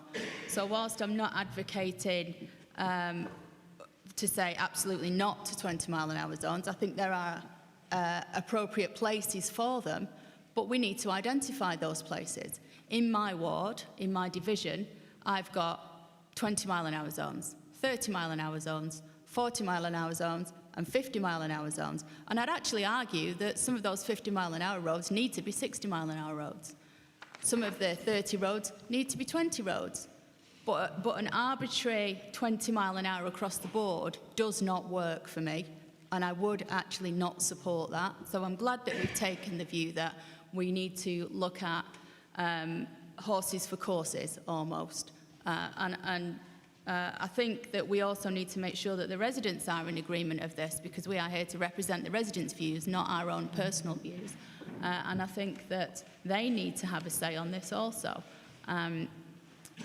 I just couldn't support an across-the-board 20 mile an hour, and I agree with what Jill said. You need the evidence base for this, and it doesn't appear to be that there is any evidence base on a financial matter either. We talk about the police and cost savings to the police, but then how do they actually enforce this? Because it would be police enforcement. How do they do that? Where does it all fit in? There's not enough information in this to satisfy me, and I do think it needs a lot more investigation before we move forward. Thanks, Chair. Thank you, Councillor Golby. Oh, the very pithy and concise Councillor Butlin is next. Thank you, Chair. First time I've been described that way. I've been listening to debate with a great deal of interest. 20 mile an hour speed limits, blanket-wise, seems a little bit of contradiction with some of the arguments in basically saying, well, there was a criticism of blanket 30 mile an hour. Yet we're looking at 20 mile an hour blanket. In the budget last February, I put in there money for implementing 20 mile an hour advisory zones around schools and where appropriate. And I think that's the phrase that I'll kind of steer towards. It's where it's appropriate and where the public will say, this is a good idea and will adhere to it. But if we blanket approach 20 mile an hour zones into areas where, quite plainly, you could kind of travel at 30 mile an hour quite safely, I think you'll get some resistance from the general public. I kind of, in principle, I like the idea of basically reducing casualties. I remember when I was doing this job a while back, and I was doing the coroner's office, and this is going back 8 years ago now, and they gave me a cost to one casualty to the country is 2.1 million. Now that was 8 years ago, so if you kind of implemented that back, you're looking at possibly about £3 million for every death. That's across the board from the NHS, police, effect on families, all the rest of it, that it kind of like say, because one death is a tragedy. And I'm basically kind of an agricultural speaker here, horses for courses. And where appropriate, I think we could do it. And I think with the motion we've got before us, we can explore the horses for courses approach and implement it where sensible and where the public will go with us. The last thing we want to do is not to have the public with us on this one and implement 20 mile an hour zones where it is not appropriate and we cannot take the public with us. So in principle, I understand where we're going with the 20 mile an hour zones in terms of road casualties, and I applaud that. But I think we can be intelligent and sensible in our approach and also make it also quite affordable. So in principle, therefore I support the amended motion, as we need to kind of gather more information on where we can do it. Thank you very much. Thank you, Councillor Butlin. OK, we'll move now to the reserved rights to speak. Councillor Kettle, Councillor Roberts, in that order. If you feel you can add to the debate, then please exercise your right to speak. Councillor Kettle first.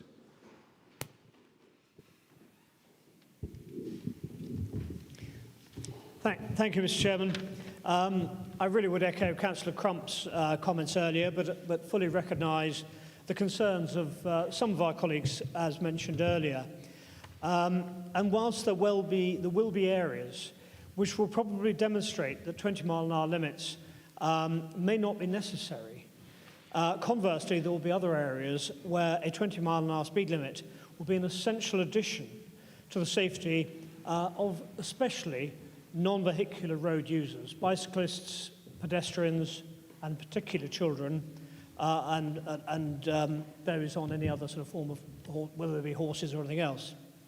I therefore very happy to support Councillor Redford's amendment for a working group to consider all the elements, all the relevant evidence pertaining to the initial proposal. So on that basis, I'm happy to second this motion, this amendment. Thank you, Councillor Kettle. Councillor Roberts.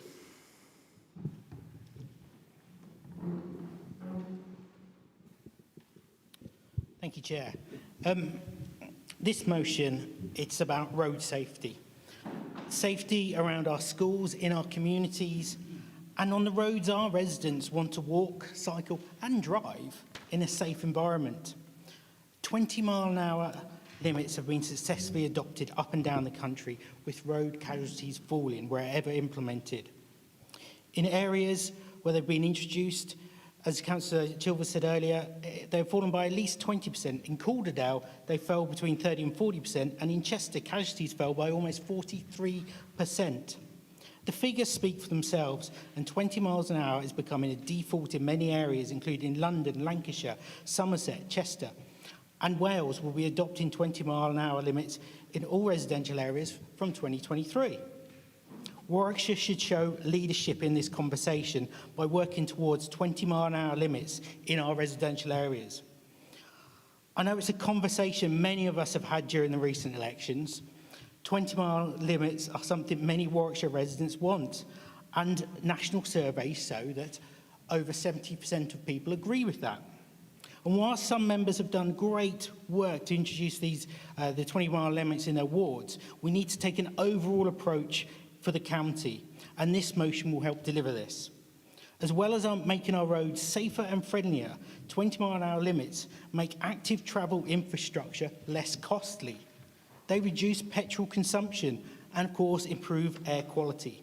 Why wouldn't we as a council want to see safer roads for our residents? And I urge fellow councillors to support this motion and put Warwickshire at the forefront of road safety. Thank you. Thank you, Councillor Roberts. We move to the right to reply of Councillor Redford. Oh, does it? Sorry, apparently straight to Councillor Chilvers. It's accepted, okay. I speeded things up then. Okay, Councillor Chilvers. Okay, I hope I'm not usurping Councillor Redford's opportunity there. Thank you very much for all those contributions on this matter. I'll just respond to a few of them. So, Councillor Crump, thank you for your input, and I think, yes, our road safety officers are going to have some really helpful evidence and experience on this that we can take on board, and I hope we hear from them in the cross-party group. Councillor Simpson-Vince, yes, I would be interested in seeing a more detailed breakdown of road traffic casualties in Warwickshire. I think that would be helpful for us to understand that picture better.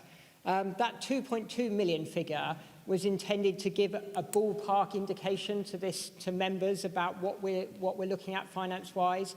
I actually think it's quite a robust figure because it's based on authorities that have done it already, and then scaling up per mile of possible road in residential areas. So I think it's a pretty helpful ballpark figure to give us a start on that one.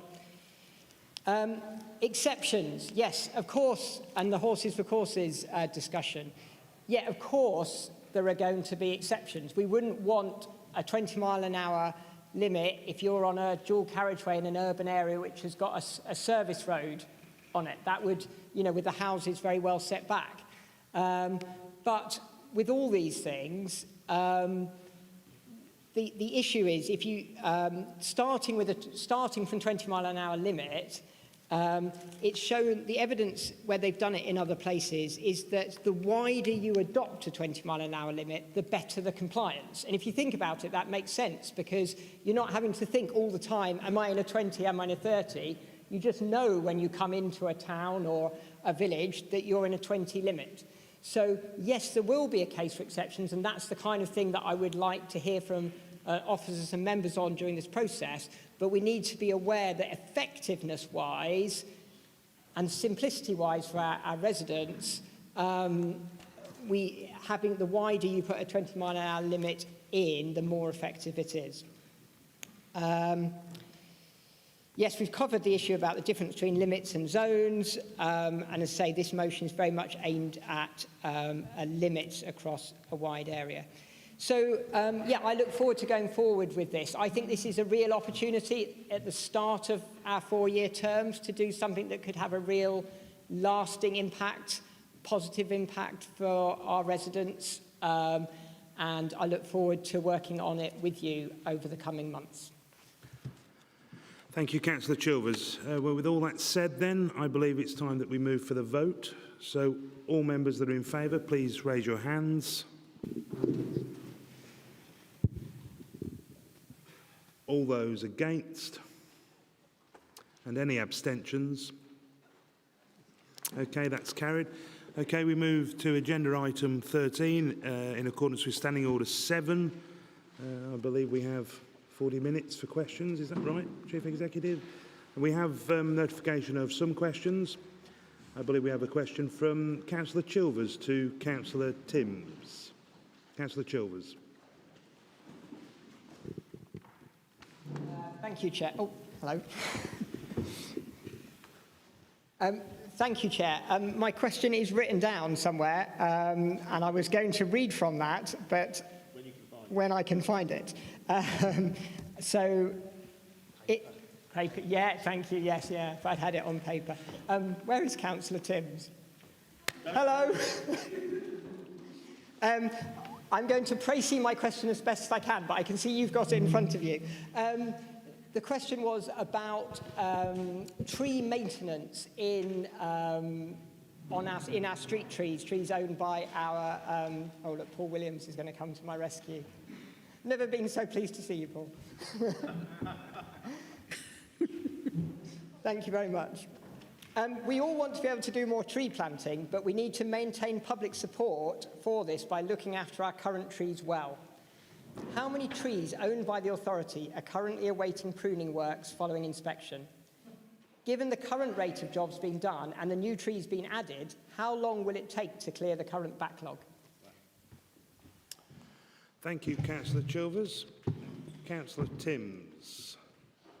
Thank you, Chair. Tree works within the county are categorised between 1 and 5. Dangerous works are 1 and they are dealt with within 2 hours. Category 5 is what we term aspirational, and these would be undertaken when budget allows. The County Council are on top of both Category 1 and 2 priority jobs. Works that are more long-term are generally those in the aspirational category of 5. Our forestry team have adopted a revised approach within the last 6 months to aim to reduce the small amount of Category 3 and 4 works within the urban highway. We have a dedicated team who are addressing those works. They will also address Category 5 if it happens to be in the same street and they've got street management in place. But obviously, we don't want to slow the work they're doing on 3 and 4 down to deal with those small amount of Category 5. I hope that answers your question, Councillor Chilvers. Thank you, Councillor Timms. Councillor Chilvers. Yeah, thank you for that answer, and it's reassuring to know about those first 2 categories. I've got quite a number of residents who have been awaiting tree pruning, which I think falls in Category 4 for a number of years, and they keep getting told that it's going to be done. And it actually comes well over onto their property and is causing a lot of shading, and for them, that is significant. So would the portfolio holder agree with me that we need to do more to try and address those category 3 and 4 prunings? Does Councillor Timms wish to come back, or is that something you wish to discuss outside the hall? Yes, I'm sure that you will have addressed this with the officers, and with your green hat on, you will be thinking about the carbon capture of those trees that are in category 3 and 4 and are not dangerous on the highway. We are obviously addressing our category 3 and 4, and the team are working really hard on it. For the future, we will have the mantra for both our ecology and our forestry teams that work on the right tree in the right place. And when we submit funding bids, we will also be ensuring that the necessary maintenance is built into that bid for the long term. Thank you. Thank you, Councillor Timms. We then have another question from Councillor Gifford to Councillor Bell.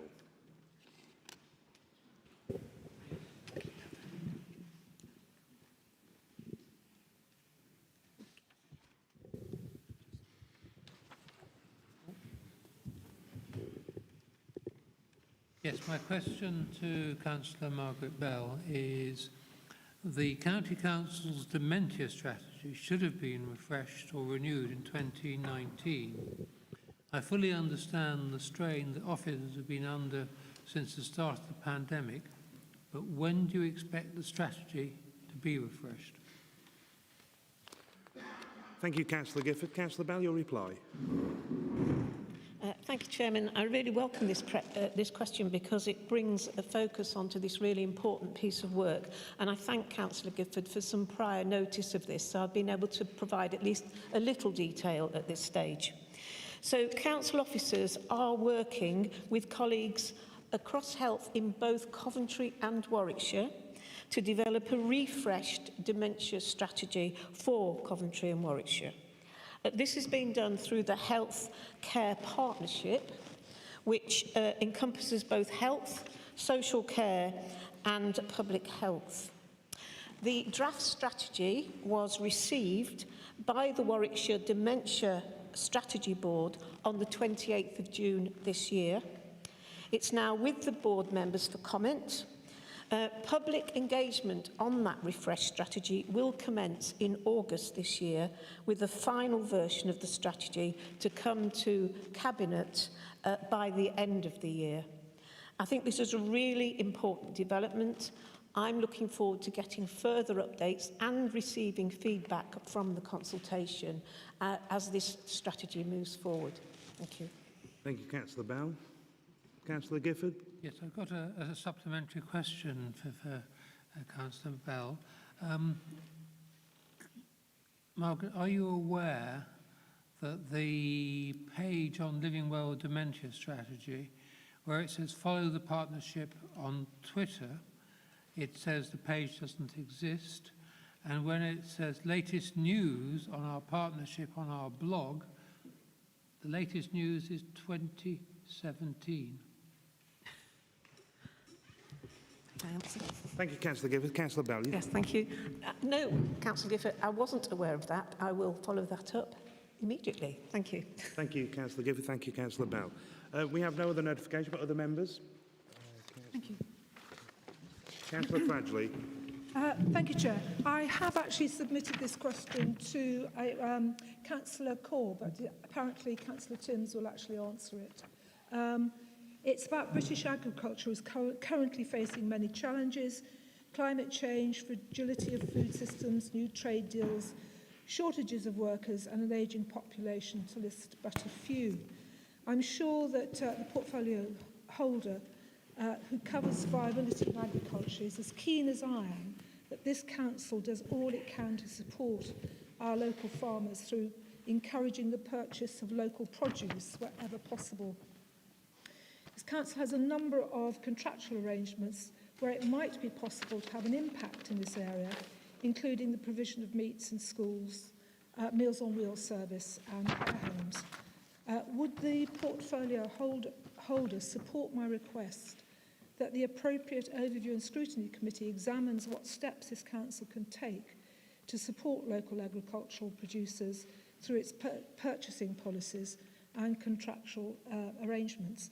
Could I also ask consideration also be given to developing a food and growing strategy to ensure food production in Warwickshire continues its current very high standards and its viability into the future? Thank you. Thank you, Councillor Fradgley. Councillor Timms, I believe, is responding. Thank you, Chair. Firstly, we heard today about the excellent work that our Overview and Scrutiny Committees have been carrying out. And I respect their independence in being able to set their own work stream.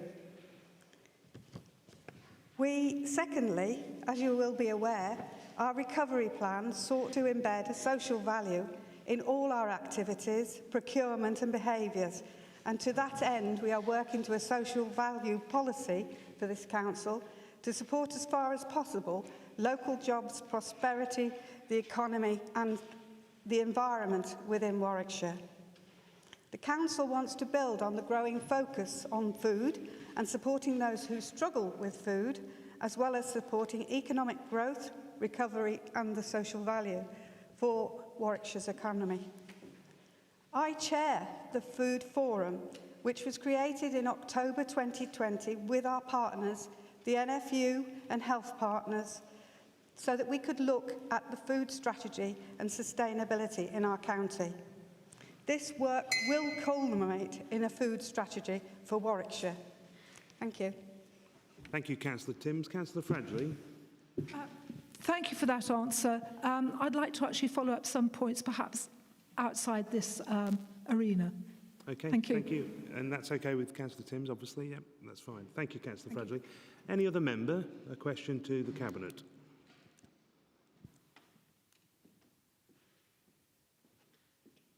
Is that no? Okay. If that's no member, I believe the meeting is drawn to an end as we have no any other business, which is agenda item 14. So may I thank everybody for their attendance and their patience and wish you all a safe journey home. Thank you.